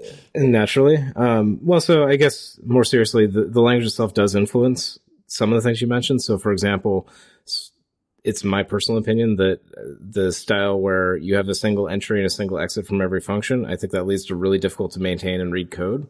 And that's one of the things that led to the guard statement existing. The guard really does encourage you to use early exits, so you handle the exceptional cases and then you don't have to worry about them. So that's an example of where the language design is kind of encouraging you to, have multiple returns from a function. Other more subjective things like the number of spaces. I personally am a fan of 2 space indents. I know some people are staunchly 4, other people are staunchly 8. Some people think 80 columns is the right answer, right? I mean, all these things are, there are actually really good arguments on all sides. Some people argue that you should use 3 space indent because then you certainly can't have tabs in your file. Wow. So this is where it comes down to you have to pick your battles, right? And people will disagree for a long time, and you can make arguments on both sides, but where we've come down is that it's just more practical to let people write code they like to look at, and that comes at a cost of if you switch between teams or you pick up somebody else's package, then maybe it's indented the wrong way. But I don't think that really actually actively hurts the comprehensibility of the code. That's merely annoying. And having something like Go format, which rigorously enforces the one true way, I think would have been nice. It just wasn't a priority early on, and it also just wasn't a battle that we were willing to tackle. And I don't know. We'll see. I think this is still also an open question in terms of what other tooling gets built and what other things come into the fray, because it would be great to have better tooling around this. It just hasn't been built out yet, and it's a great opportunity for open source as well. I was thinking about the sort of doomsday scenario where like one of these Swift style guide books comes out and like it makes some like blanket recommendation that like you should, always use protocols for this and you should never use classes for that or whatever. And it becomes wildly popular and accepted as like the Bible of how you write Swift programming. And you're just somewhere shaking your head and going, no, you got it all wrong. But I guess, we'll cross that bridge when we come to it. I mean, I think at this point, the language design itself and the community has had enough influence that that's not likely to happen. But I mean, I guess what I was getting at is do you feel like that you want to write a Swift style guide? Like if you had unlimited time? No, I don't think that would be a good use of my time. But if I had unlimited time, maybe. I don't know. It's hard to answer that theoretical question. But I also, to your concern about somebody came out with a style book that was so wrong that would cause me to be really unhappy. I actually have a ton of faith in the Swift community, because if something came out that was so weird, I don't think that the community overall would accept it. The community has, again, just kind of blown me away with how clueful they are and how many great people have gotten involved with Swift and the Swift evolution side of things. And it's been really amazing to see these people, they go through their own personal trajectory on the Swift mailing list where, initially they're saying, hi, I had this idea. What do you think? And the response is, no, that's a terrible idea for this reason. But then they come back and they're like, hey, how about this? Did you ever think about this? And it was like, oh, well, that's interesting. That almost worked, but it didn't work because of that. And then they come back and they say, hey, well, what about this? And we say, well, we actually tried that and we had that for a while and then had to back out and change it this other way because we didn't even think about this other thing. And then the next day they're the ones saying, this is the way it needs to go. And everybody says, you're right, we should do that. And it's really hard for people that haven't been involved in the overall design of anything as complicated as Swift to be able to discern the difference between something that is the way it is out of an intentional decision process or the way it is as an accident of history. And so as now that the design process is public, I think that it becomes a lot easier for people to tell that, and it's very easy for people to kind of understand that difference. The one big debate that I haven't actually seen is why is the func keyword the func keyword? And that's one that luckily we're now beyond the Swift 3 source compatibility threshold, so we just can't have that discussion anymore. I think that would be great. Darn. So one of the best things that the Swift open source thing, what the whole evolution process has, is that, like, the list of questions, like the asked and answers questions. Like, this is a commonly asked question, and we've dealt with it before, and you're probably going to want to ask it too. So here's how it was asked before, and here's what the answer is. Not that everybody's going to go and see that, but I love that exists. Well, and it's also hilarious that started out as the commonly proposed list, and then at some point it became the commonly rejected list. Yeah, right. Because if it's commonly proposed, obviously it's not getting through, and so you have to go to the commonly rejected list. If you're thinking about asking to change funk to FN, I know you talked about this before, but it is worth touching on again because many people have asked me to ask you this. A Swift and a Rust style memory model. You phrased it before as an add-on feature for people who know that they need that type of thing, but that it would not, like, that Swift wouldn't become a language in which all memory is managed that way. Instead, this would be a special purpose feature for particular roles. What roles do you think it's suited for, and why is it not the right memory model for all of Swift? Well, so here's the way I look at Swift in terms of memory management today. So Swift is using Arc. It's not using GC. If you want to talk about the trade-offs there, I'm happy to do that. That's its own rat hole we can fall into. Arc, I think, is overall an amazing default for Swift because it gives you deterministic destruction. It gives you relatively predictable performance, and the Arc optimizer is able to eliminate most of the reference counting operations that happen. The problem that I see with Arc as of today, or say Swift 3, is that it is not a very controllable model. And so if, for example, you have an inner loop and it turns out the Arc optimizer is doing a bunch of retains and releases, and you know that they're not necessary because you know the objects are alive, there's nothing that you can really do to solve that problem unless you're willing to drop down to something like the unsafe operations that Swift gives you for manipulating references to objects. And so it's really kind of dissatisfying to me to have a really safe, great memory model that for performance reasons you have to drop down to unsafety, right? This is a huge cliff, and it's also a huge complexity cliff that you have to drop into to solve that problem, and that's not really great. So the promise, the dream, is to instead say, hey, well, if you are a sufficiently advanced programmer and you know how this stuff works, well, we can give you a new option. Instead of dropping down to unsafe constructs, you can actually just use more static type information in annotations in your code. And so you add a few annotations to say, hey, compiler, this is okay. The compiler can then validate those type annotations and check to make sure they're correct. So it's still memory safe. It's still guaranteed to be okay. But you're paying for it in terms of more of this annotation in the code, and it's more heavyweight in terms of coding. But what you get out of that is the guarantee that no Arc operations are happening. Once you get to that model, then it becomes really interesting because you can say, hey, well, in this inner loop, I've found in my profiler that it really does matter for performance and the Arc optimizer is doing the wrong thing. Well, I can add a few local annotations and now the code is fast, it's guaranteed to be fast, and the clients of my code don't have to know about it, right? This is an implementation detail.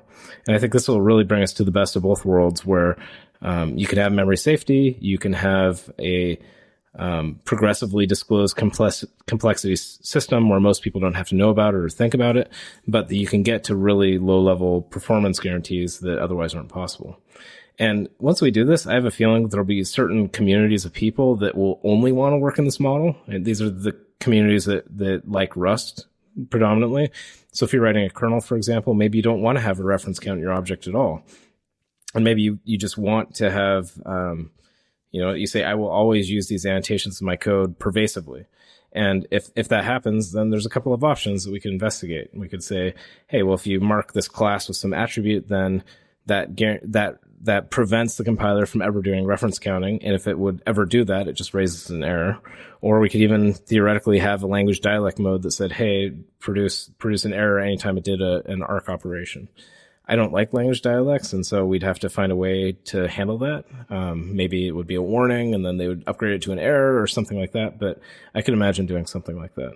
And once we do that, then I think you get to a really interesting mode where those systems programming type people that otherwise would be using C or C++ can now use Swift. And that means they only have to learn one language. That means that they get to use the same tool set that, the IDE and everything else that works great with Swift. It means that they can scale and use the same language for different layers of their stack, because many applications have very low-level pieces and very high-level pieces, and having them written in different languages is really kind of gross.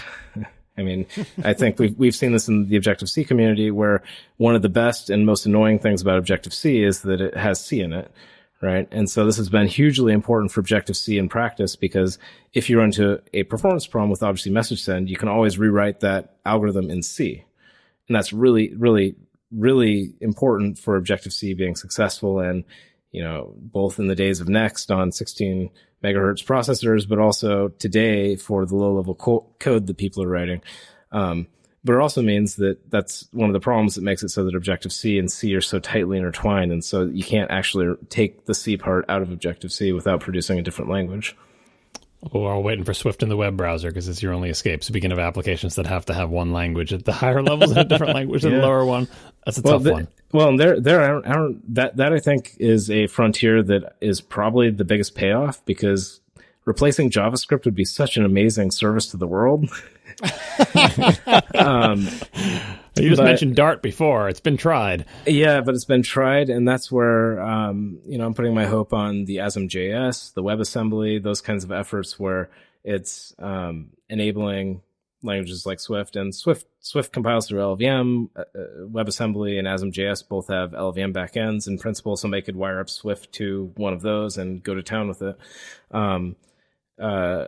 If those end up winning and they become big things, then maybe that'll be good enough. But I don't really know. I don't have, my crystal ball doesn't go out to the point where JavaScript is not in web browsers. Yeah, that's the difficult part. It's not the language mechanics. It's the getting something that can understand that in front of as many people as possible. Because, well, it's also very interesting to me. So, and again, I'm not a web developer, and I'm definitely not an expert in the space. But to me, it seems that the trajectory of JavaScript has basically made it into an intermediate language. It's not something that developers are writing as much directly as they used to. And so I see TypeScript and a lot of other languages that now compile down to JavaScript. And, they're really using JavaScript like a Bitcode representation, not a source language that people are thinking about as much anymore. And so I wonder if in 5 years, the natural conclusion of that is that JavaScript is just an ASM.js type of thing, or maybe WebAssembly does take over. But again, I'm not the expert. I don't know where that direction will go. I know that some people love JavaScript, so we'll see. On the topic of using languages other than JavaScript to write JavaScript, I have to say, having done that several times, the tooling is not quite where you'd want it to be in terms of being able to write and debug and profile in the preferred language and not in the compiled down to JavaScript type language. But yeah, maybe that'll be like stage 17 in the Swift world domination plan. But keep it on the agenda. And I think that's always been true for preprocessors. So, I mean, even in C, if you do crazy things with the macro preprocessor in C, you get debugging those things that are so horrible. Yeah. And that's one of the reasons that we've been careful about not adding a macro system to Swift early. It just brings lots of interesting trade-offs in terms of the debugging and developing and designing experience. So one last thing on ABI compatibility. According to the timelines that I've heard sketched out, ABI stability could be a thing before async, or concurrency stuff lands in Swift. Is there any dependencies or chicken egg things involving there? Like do you have to nail down some aspects of your concurrency model before you can commit to ABI stability, or are they totally orthogonal? I think they're totally orthogonal. I think the memory ownership model has more of an impact on ABI stability because there's some very low level things like how the getters and setters are code generated for a property, for example, that end up getting impacted by the ownership model. That's one of the reasons that the Swift team is actually actively designing and working on a proposal for the memory ownership stuff right now. It's not so that it can be a Swift 4 feature. It's so that the ABI stability work can be done in light of the ultimate model for the memory ownership support. And I think concurrency is not going to be something that impacts ABI stability at all. But we'll see. And if so, then the sufficiently smart programmers that work on Swift will figure it out, and I'm sure it will be great. I think it's also an interesting question of whether ABI stability will be done for Swift 4, because it's a huge amount of work. The work is well underway, of course, but it's also not clear to me that's really the right or the most important thing for the Swift community. And one of the things that Ted has been a huge champion for, and I think he's right about, is that the most important thing right now for the Swift community is making the compiler more reliable, making the error messages better, making compile times faster, and making it scale better to large projects. And, we'll see how the rest of the Swift 4 schedule goes, but I wouldn't be surprised if at some point they decide that focusing on that is more important than nailing ABI stability in Swift 4. So you just mentioned Ted. That's Ted Kremenek, who's now the lead of the Swift project. Is that right? Yeah, he's the project lead. So Ted has been managing the Swift and Clang projects before that for a number of years. He's been at Apple for 10 years now. He's a Stanford PhD graduate. He built almost single-handedly the first Clang stack analyzer. That's Ted. So as I love that I'm saying this now, as a Swift developer, should I be as we saw when you announced that you were leaving Apple, we saw some of the people in the community asking, should we be worried about Swift's future? Is Swift in good hands now? I mean, it seems like most of us didn't know Ted, at least didn't know his name or weren't familiar with his contributions. It does seem like he's been doing quite a bit there anyway. Should we be worried? I don't think you should be worried at all. I think Swift is in amazing hands, as is, all the things that I am leaving behind at Apple, in quotes, are in really good hands. And that's one of the only reasons I was comfortable in moving on. In the case of Ted is a rock star. He has been running the Swift team and managing them for, 4 or 5 years now. The roles that we had was that Ted owned and ran his team and then reported to me. And so I would mess around and, cause trouble by, trying to get people to do the exciting, important thing that I thought, and maybe it didn't align with the actually important thing. And therefore I'd introduce chaos into the world. But Ted was always the stable rudder and the one that was really focused on getting the important things done. And he has a number of really exceptional engineers on the team, people on the core team like Doug Greger, John McCall, Joe Groff, Dave Abrahams. These are all just amazingly brilliant people. And also the team includes a bunch of other engineers that are equally dedicated and also just totally amazing people to work with. So the Swift team is, I think, one of Apple's biggest assets. It's crazy how brilliant and dedicated they are to the project and how excited they are to get to world domination one step at a time. Coming back to kind of a more broad thing, let's say that, and this is not meant to be a tongue-in-cheek reference to your next job. This is just in general. You're at home, your kids are in bed, your wife is out or something like that, and you want to just write some code. You can't use Swift and you can't use Objective-C. What are you writing code in? And I know that's often dependent on what project you're accomplishing, but what's interesting to you these days that isn't Swift and isn't Objective-C? Oh, well, so I have a ton of different interests. I really love building ray tracers, for example, and I've done a bunch of stuff with that. And I guess if I couldn't use Swift for that, then I would probably have to use C++. No, so sorry. I was going to call that, but I wanted to give you a chance to not say C++. This is what I remind people when they mention it. I say, you know what LLVM's written in, right? So you can't write that much C++ and not have your answer be C++. And do you know how much angst and personal suffering it causes to have to be writing C++ all day and building a beautiful world for other people? It's just so unfair. Yeah. That's where you toil down in the mines. Yeah. It's a pain and suffering that's worth it for the bigger victory. Well, that's where Swift comes from. You're just having to use C++. I could do the same stuff, but not feel this much pain. That's exactly right. There's a lot of suffering that led to Swift needing to happen. But it really depends. I mean, maybe if I was doing, if I was a crazy person, I'd use Perl for something. I don't know if I'm that insane. Well done. Well done. You'd never be able to read it, though. Nobody could. Hey, if it's throwaway code, then you never need to read it, right? poor John. He's fine. I'll just wait for my Perl 6 grammars to land gently in Swift. Yeah. That's that is a great example of Perl really has nailed the string processing thing, even in Perl 5, and I think Perl 6 is even better. And Swift has a lot to learn from it, and that's something where Swift 4 is really learning from Perl. So I think that's great. Oh, please don't give him any ammunition. This is terrible. I was enjoying this interview so much until this very moment. No, look at it this way. Once this happens, John will have no excuse. Oh, he will find one. Nothing is so perfect that it can't be complained about. Oh, my goodness.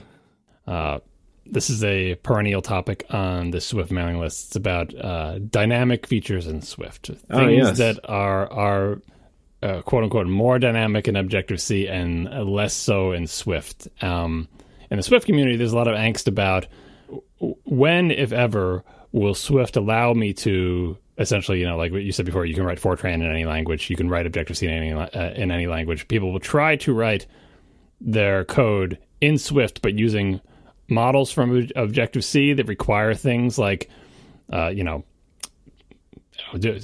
sending messages to objects that will receive them, but the compiler can't guarantee, or having big heterogeneous collections where you're just like, no, everything's ID and it'll be fine. I don't even know how to frame this, but I think that the main question has been: are dynamic features possible in Swift, and are they coming in Swift, or is there some kind of philosophical divide where the most dynamic stuff that people really want will never be forthcoming, not for technical reasons, but just for philosophical and safety reasons? Sure. So I've been pretty outspoken about this on the Swift evolution list, so hopefully this isn't a huge surprise. But I don't think there's any tension between dynamic features and Swift. A lot of people want to make hay and argue about how it would be impossible to do responders or pick your feature in Swift. And the worst case scenario frantic blog posts I've seen are things that are along the lines of, someday Apple will rewrite all of its frameworks in Swift, and then it will be impossible to write responder chains, and then bad things will happen, and then we'll be back in the days of MFC or some other bad thing. Right? Oh God, don't even bring that up. Oh. Yeah, exactly. And so this is kind of quite the slope that it's on, the discussion ends up being. I think this blew up most recently right before WWDC this year, and it was really interesting to watch the blog posts that people were flinging around, because everybody had a different idea of what dynamic meant, and none of them really. So Apple's not going to counter blog somebody and denounce a blog on somebody's post, and it's kind of bad form to do that. But I thought it was very interesting and odd that none of those people actually came to the Swift evolution list, which is the right place to do that, and asked about it. They all just wanted to make these inflamed blog posts of various kinds. So if you get to my opinion is that none of those are in tension with Swift's current design. It's just a matter of prioritization. And the major problem that Swift has is, again, there's so much work to do. There's concurrency model, there's actors, there's systems programming, there's scripting, there's lots of little things that go in. There's better things to support static analysis, introducing type state into the language. There's pre and post conditions. There's so many things that will be bricks in the house of Swift that we want to build that need to happen, that it doesn't really make sense to spend a lot of time building dynamic features so that Apple could theoretically someday do something, right? The Swift team is much more focused on the practical necessities of solving the real world problems here and now in front of people. And dynamic features, like many other things, will just kind of plop in place when the team has time to design and roll them out. And so you will be able to someday, or I expect that you will be able to reflect over all the methods that a class has. For example, today even the Swift compiler is generating all the metadata, so you can reflect over all the data members in your values. We just don't have an API wrapped around that, but that metadata is what the Xcode memory heap viewer uses, for example. And so there's a lot of that kind of stuff being put in place, but just hasn't had time to fully bake out yet. And when it does come in, I think it's going to be really exciting and will open more doors for new kinds of patterns that people can do. And a lot of those will be familiar to Objective-C programmers, but they'll also be super useful for things that people really haven't done in Objective-C. So I don't see a lot of tension there, though. It's just a prioritization question. I think where people are coming from is in terms of prioritization, because if you're used to doing things with certain sort of design patterns, broadly speaking, in Objective-C, and you want to come and implement those same patterns in Swift, and you find that you can't because you're lacking some feature, it feels like there's a barrier up, and that's getting back to writing your Swift in Objective-C style, and that's more of a barrier. They retreat back to Objective-C because I can write it the way I wanted to write it, and it works in Objective-C. When I try to write it that way in Swift, it doesn't work for me. Your choice is to change the way you write it to be better fit for what Swift has, or to go back to Objective-C. I don't agree with that though, because Swift does support all the features for dynamic dispatch and method lookup and everything else that Objective-C does. It just requires you to use the Objective-C subset of the language because it exposes it through the runtime. Right. That's the tension, because they're like, oh, I want to write it in pure Swift, like as if there's something special and magical about not using Objective-C runtime for, you know what I mean? You do get a medal for that. Yeah. I guess it makes some people feel good. I mean, there are. I can't really counter that, but I just don't think that it's actually fair to say you have to fall back to writing Objective-C code. Yeah, no. Trying to. I didn't write one of these blog posts, so to be fair, I'm trying to express what I saw in them, because that was a lot of the concern was like they want to do it. They want to do it like the new way and the right way, and part of doing that is not at Objective-C'ing everything. They feel like, oh, that feels like a compromise in the old way. So they are setting their own goalposts for themselves arbitrarily to try to enter into this new world, and they want to jump in with both feet or not at all, and some of them might end up bailing. But I think this. I mean, the way I look at that is, I look at that as an area where the language is not fully baked out. It's not fully serving their needs, and I think that's really unfortunate. Right. And I'm not going to say that I think that that's not a good thing. I want there to be an awesome reflection model. I want there to be awesome features for sending messages like they're used to. I just want it to be developed and designed in the right way. And at the same time, they're being annoyed that they can't do those things. There are a lot of other people being annoyed about compile times. Right. Yeah, I know. And what we have to do is balance between, just picking two random things. Where does the engineering effort go? And that's never a black and white thing. There's never a right answer. It's all based on gut and judgment and guesses, listening to the community, talking to people. And that's one of the reasons why I think the Swift team is really phenomenal, is that it really cares. It really cares about what people are doing. The various people read the blog posts. There are people on Twitter that, like, the engagement between the Swift team and the community is really high because people care.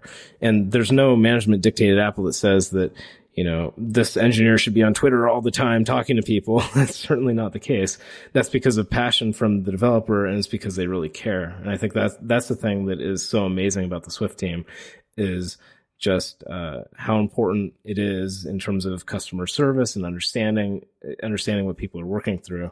And that insight is what guides the priority decisions and guides the trade-offs that have to be made all the time, because nothing really is as clear as you'd like it to be. So building on that, when all of us were going back and forth, and I was tangentially involved with this, we were going back and forth about, Swift isn't dynamic, it must be dynamic. Is it fair to say that does eventually make its way inside of Apple? I'm just in that you guys are aware of it, that's talked about in some way, shape, or form, because it's nice to know, and I suspect that it does, but it's nice to know that when the community gets perturbed, whether or not that feeling is justified, that at least somebody inside Apple has heard it. Whether or not they can respond to it, at least they've heard it. So when we all get our pants all twisted up, does that make it in? Absolutely. I mean, there are a ton of people at Apple that care about what's happening in the developer community and elsewhere, right? And that's one of the things about Apple's approach in terms of not commenting on things that can be frustrating because you don't know. But again, there's so many people at Apple that really do care and that saw it. And, you know, again, I wish those people that were really worried about it would come to Swift Evolution and ask, because then we could have a discussion about it, but that wasn't happening for some reason. But certainly there was a ton of people that saw the blogs, and I'm sure there are tons of engineers at Apple that feel the same way and wish the priorities were different. And I think that the engineering community inside of Apple reflects quite closely to the engineering community outside of Apple as well. And I don't think I hope that's not surprising. Right. Apple has many different engineers with different feelings and different opinions. And I think that's a really good thing. If it were a super monoculture or something like that, that would probably be very unhealthy. Mm-hmm. Taking a little bit of a turn. So I started writing Swift almost exactly a year ago now. And the project that I'm doing at work, we're using RxSwift and quote unquote reactive programming. And I'm curious, have you looked into that at all? And do you have any particular thoughts on it? Does it seem barbaric to you? Does it seem clever? Does it just seem like an odd choice? What is your take on this whole RX thing? Yeah, so I've definitely seen it. I have no real world usage experience. So sure. Most of my opinion is based on reading blogs and reading people talking about how awesome it is while not talking about the problems. From what I gather, it seems like it is a way of letting you write a lot less code, and code that often works better the first time. And I can see how that's super appealing. It also seems like it'd be really challenging to debug it and maintain it.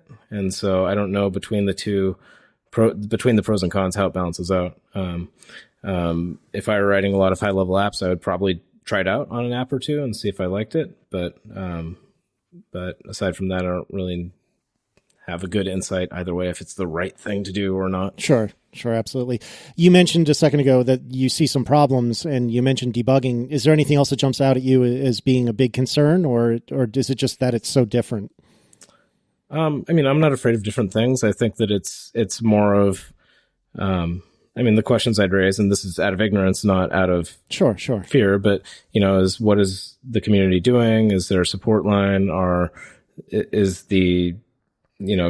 Is it changing and evolving in a way that is good or bad? And these are just things I don't know because I haven't used it. But I have nothing against the RX community at all. And I've seen a lot of really cool things they've done. And I've read many of the positive posts in RX and in React Native and many of the other things where people are using reactive techniques. So, and reactive Cocoa has also been around for quite a while. And I think that's a really interesting application that maybe became a lot easier when Swift came out than doing it in Objective-C. Yeah, absolutely. So I think that it's great that Swift can support different kinds of programming models like that because, if a awesome new right answer to some problem comes out, you'd hope that, that your system can support it and can make it really elegant and beautiful.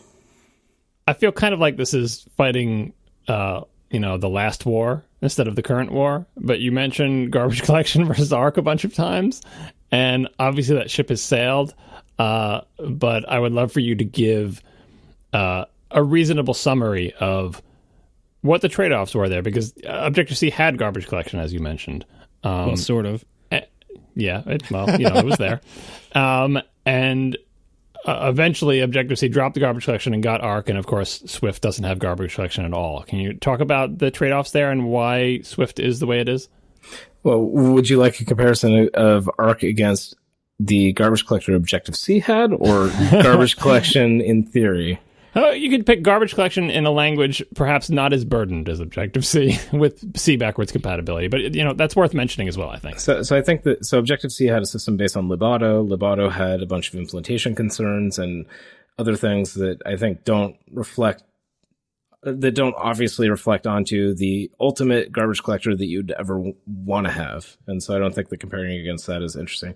But let me turn around. So why do you think garbage collection is interesting? What is compelling about garbage collection beyond Arc? Well, it's the idea that memory management is completely out of the hands of the programmer, and that some magical fairy behind the scenes will make it all good for you. And that, obviously what you're giving up is what you mentioned before, that, even with Arc, you lack some amount of control that you'll need to have a language that becomes a system programming language. Obviously, you give that up with garbage collection because you're not going to be doing a systems programming language in a garbage collector with a garbage collector behind it. Although I think Microsoft has some project to do that Singularity project, but they were trying to build a whole OS off of garbage collection. I'm not quite sure how that's going. Right, but even if you ignore the systems programming side of things, because I think it's fair to say a lot of people don't care about that. So garbage collection is proven in the application space for Java, for example, right? And Perl. But do Perl uses reference counting. Come on. Oh, that's right. It's Python that uses reference counting plus cycle collector. But let me ask you again. So you said it means that you don't have to think about memory. Is that true? Well, that's the pitch. The pitch is that the programmer doesn't have to think about it. They have to think about it when the garbage collector starts. I understand the pitch, but is it true? When the garbage collector starts doing things you don't want, then all of a sudden you do have to think about it, but then there's almost nothing you can do about it. Yeah. So here's the way I look at it. And as you said, the ship has somewhat sailed. I am totally convinced that Arc is the right way to go up front. It is better in a whole bunch of different ways. It gives you deterministic behavior. So you don't get, it doesn't have the unpredictable stutter problem that people like to bash on GCs. The stutter problem to me isn't really the issue, even though that's what GC haters will bring up all the time. It's more about being able to reason about when the memory goes away. And the most important aspect of that is that Arc gets rid of finalizers. So if you use a garbage collected language, you use finalizers. Finalizers are the thing that gets run when your object gets destroyed. Finalizers have so many problems. There's entire bodies of work talking about how to work around problems with finalizers. For example, the finalizer gets run on the wrong thread. It has to get run multiple times. The object can get resurrected while the finalizer is running.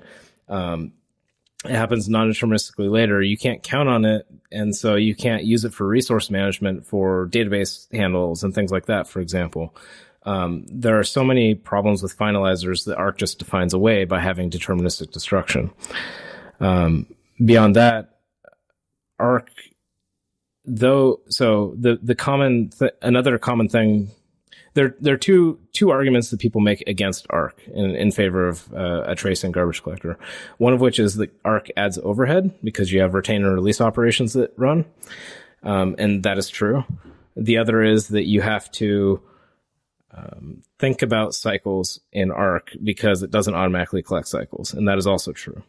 And the rebuttal I'd give to people is that those problems are also true in garbage collection, just in different ways. So in a garbage collector, for example, people don't think about it, but garbage collection injects additional code into your application just like Arc does. And so, there are many different garbage collection algorithms. Not all of them are the same, but the most modern garbage collectors that use a nursery for short lifetime objects and then promote them out that are generational use something called a write barrier. And a write barrier is every time you store to a property of an object, say, you have to run additional code. Garbage collectors also need the ability to stop all the threads, or at least to be able to stop threads at some point in time. And they need to be able to do so within a specific time bound because they don't want the garbage collector to take forever. The artifact of that is that typical garbage collectors in Java, for example, will introduce what's called a safe point into loops. And so now in your loops, extra code is being run because of the garbage collector. And on more aggressive garbage collection algorithms, for example, I was reading a blog post recently about Go's tricolor algorithm. They're touting the advantage of you get really low latency and you get the ability to guarantee response times in a more fine-grained level than most garbage collectors. But to do that, they use this tricolor algorithm, which dramatically lowers throughput. And it dramatically lowers throughput because they're doing almost exactly the same kinds of operations that Arc is doing. The problem that it then introduces, though, is that these operations that the garbage collector is introducing are sometimes, but not nearly as well optimizable as the Arc overhead that the Arc optimizer applies to. And furthermore, there's no kind of out on it. So with Arc, I think and hope that the ownership model will give people the ability to take control of those overheads. And if it becomes a problem in practice, or if they're just that kind of person, they can take full control over the lifetime of their objects and then know the arc will never happen. In a garbage collector, you don't have that. So the performance side of things, I think, is still up in the air, because Arc certainly does introduce overhead. Some of that's unavoidable, at least without lots of annotations in your code. But also I think that Arc is not done yet. A ton of energy has been poured into research for garbage collection, particularly since Java has come up. There have been hundreds of papers written in the academic circles, tons of work in Hotspot and other Java implementations to do different tweaks and different tunings and different new kinds of algorithms in garbage collection. And that work really hasn't been done for Arc yet. And so I think that there's still a big future ahead. On the programming side of things, the cycle side of things, I think it's also a really interesting question of how much should people think about memory? When I was baiting you a little bit, you said that the great thing about garbage collection is that you don't have to think about memory. But of course we know that's not true, right? Because if you have a reference to some big object graph that you didn't mean to keep around, maybe it's in your undo stack, then you will, quote unquote, leak that memory, right?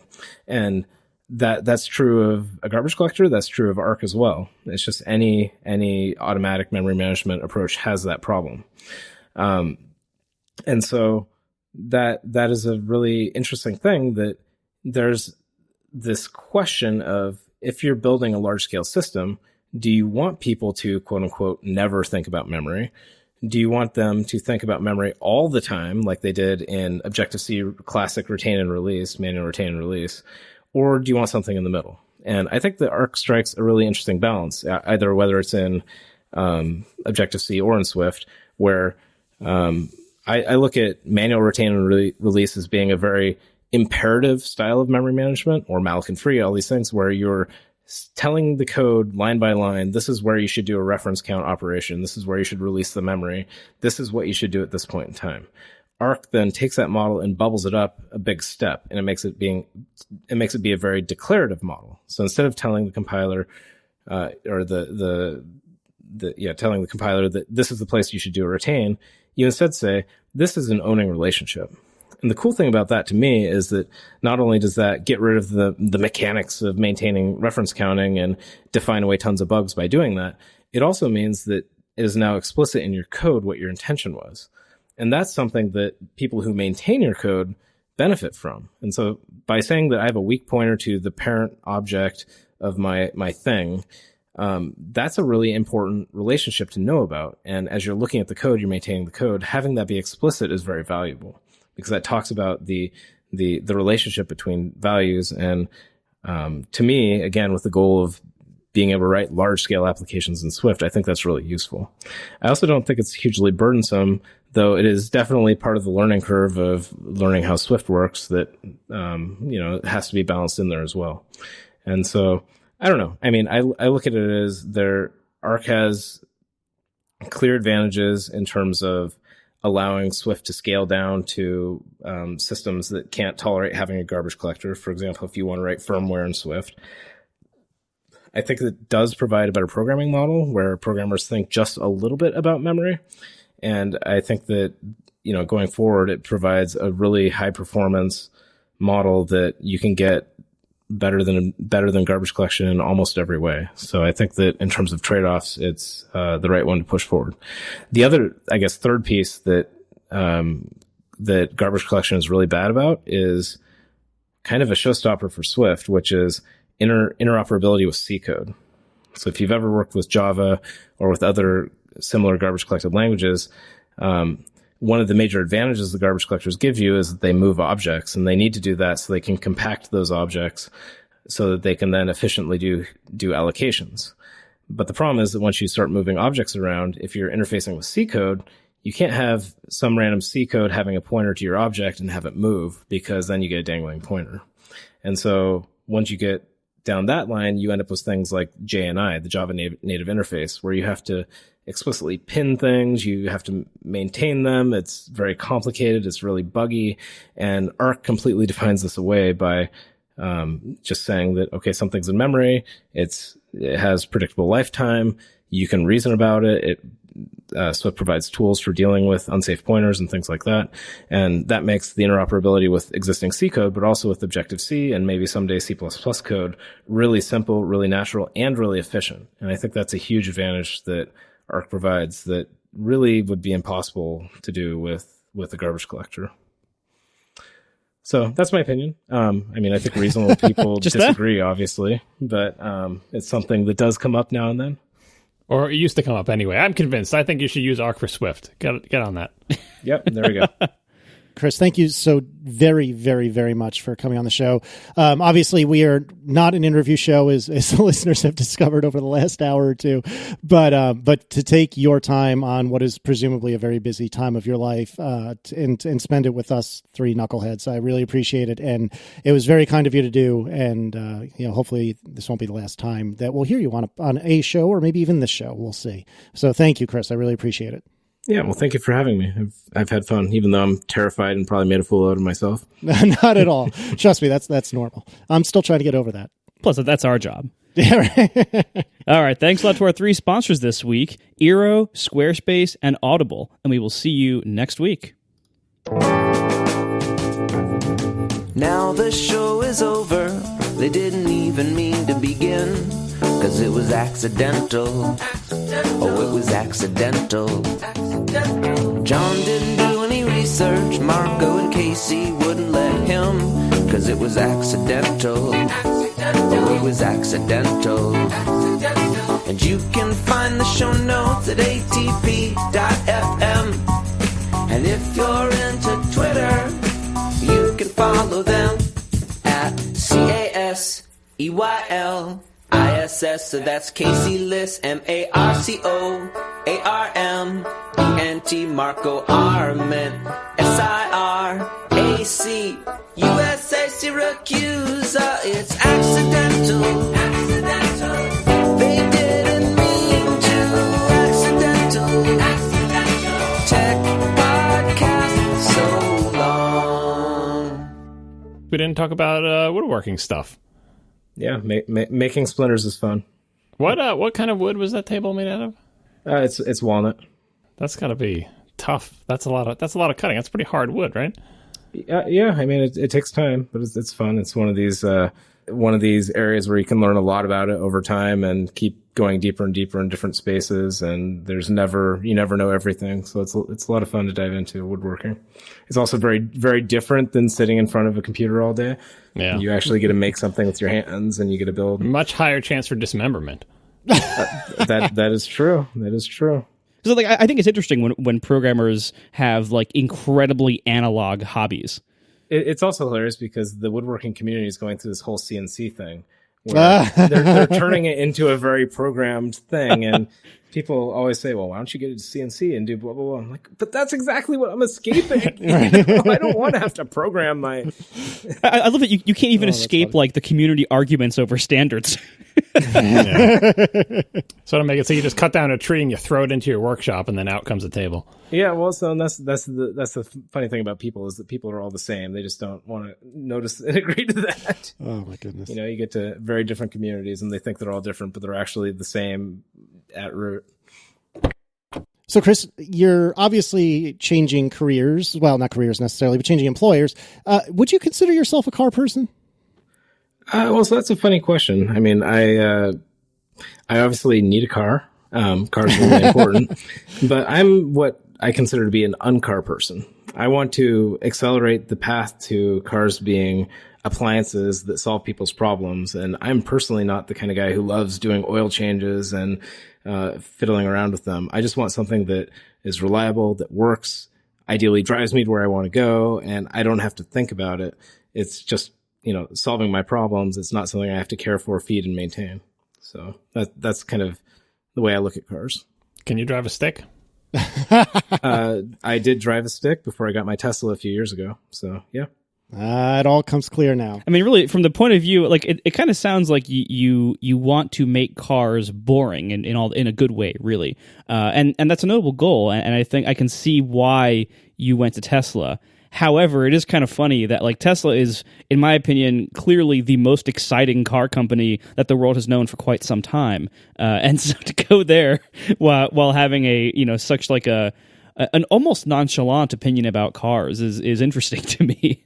Yeah, well, I admit that I never considered going to work at a car company before, but that's because I always considered car companies to be, not in need of the kinds of skills that I bring. But autopilot, I think, is a really exciting and really big problem, and it kind of fits with my desire to solve nearly impossible problems and take on new things. And so I'm really excited about it. So I'm a little curious on that note. We've talked on this show before about whether we think that full self-driving cars, basically when and whether we think those will exist, like in what kind of time frame. Are we talking a decade, our lifetimes, ever? Because it's one thing to make something that can work on clearly marked highways. It's another thing that can make something work where John lives, where there's ice all over the roads for most of the year, and so like there's no more lane markings, there's barely any flat road surfaces, or you have all these different ambiguities that you have in real world roads. Do you think, again, obviously this is not any kind of official capacity as an about to be Tesla employee. Do you think, big picture, that we will see completely self-driving cars capable of driving on effectively all roads within, say, the next decade? And if not, maybe within our lifetimes? I think that it's very possible within the next decade, and hopefully that's a long view. But keep in mind, the goal is to drive better than a human, and significantly better than a human. And I think one of the things that gives me confidence in this is that it's not an even playing field, because the autonomous cars have more sensors than humans do. They have a radar, for example, and that means that they're capable of doing things that humans just physically can't. And there's a huge technology problem. There's huge software problems. This is not a overnight kind of a thing that you wake up and solve immediately, but I have confidence it could be solved, certainly within a decade. Well, the good news is it's not going to take a lot to be better than your average driver from Massachusetts, because that's a pretty low bar. No, because they know how to navigate these intersections that have like 7 different exits, all at different angles, some of which are one way, none of which are marked. So the humans can figure that out. It's going to be tough for the sensors. Tell you one thing, I will drive in Manhattan without any problems. I would never drive in Boston. Oh, amen, brother. I completely agree. All right, so to bring this back around, Chris, you made mention way early in the episode that you like yellow cars. What? Yeah. What is this? So my one of my favorite cars was a yellow Mini Cooper with black hood stripes on it. Nice. And a Mini Cooper convertible. It was totally awesome. That doesn't get you in the carpool lane, but it was a beautiful car. In his defense, like yellow, like I've seen that category of color, like yellow, orange, maybe teal, or maybe even like a pink, like the kind of like bright, almost neonish colors can work really well. They often don't, but when they work well, they look pretty good. I could totally see that. The only flaw I see in this plan is that Tesla does not currently offer either yellow paint as an option or custom paint colors as an option. Well, so now you've broken into the real secret. They want to hire a compiler guy. That's why. Would you have gotten your Tesla in yellow if you could have? That's yes, absolutely. Here. It would look like a giant banana. What are you doing?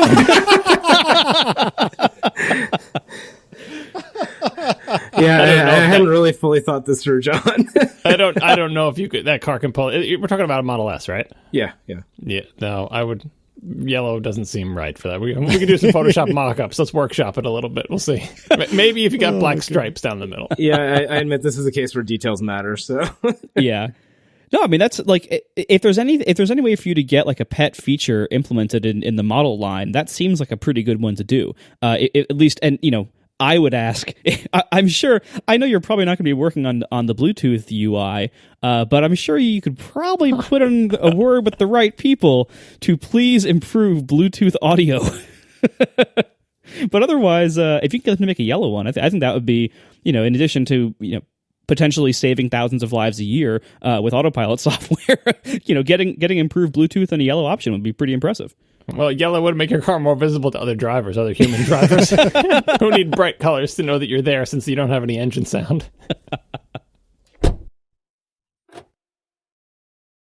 And I have to say, this is the most effort I've ever done to win over one Swift programmer.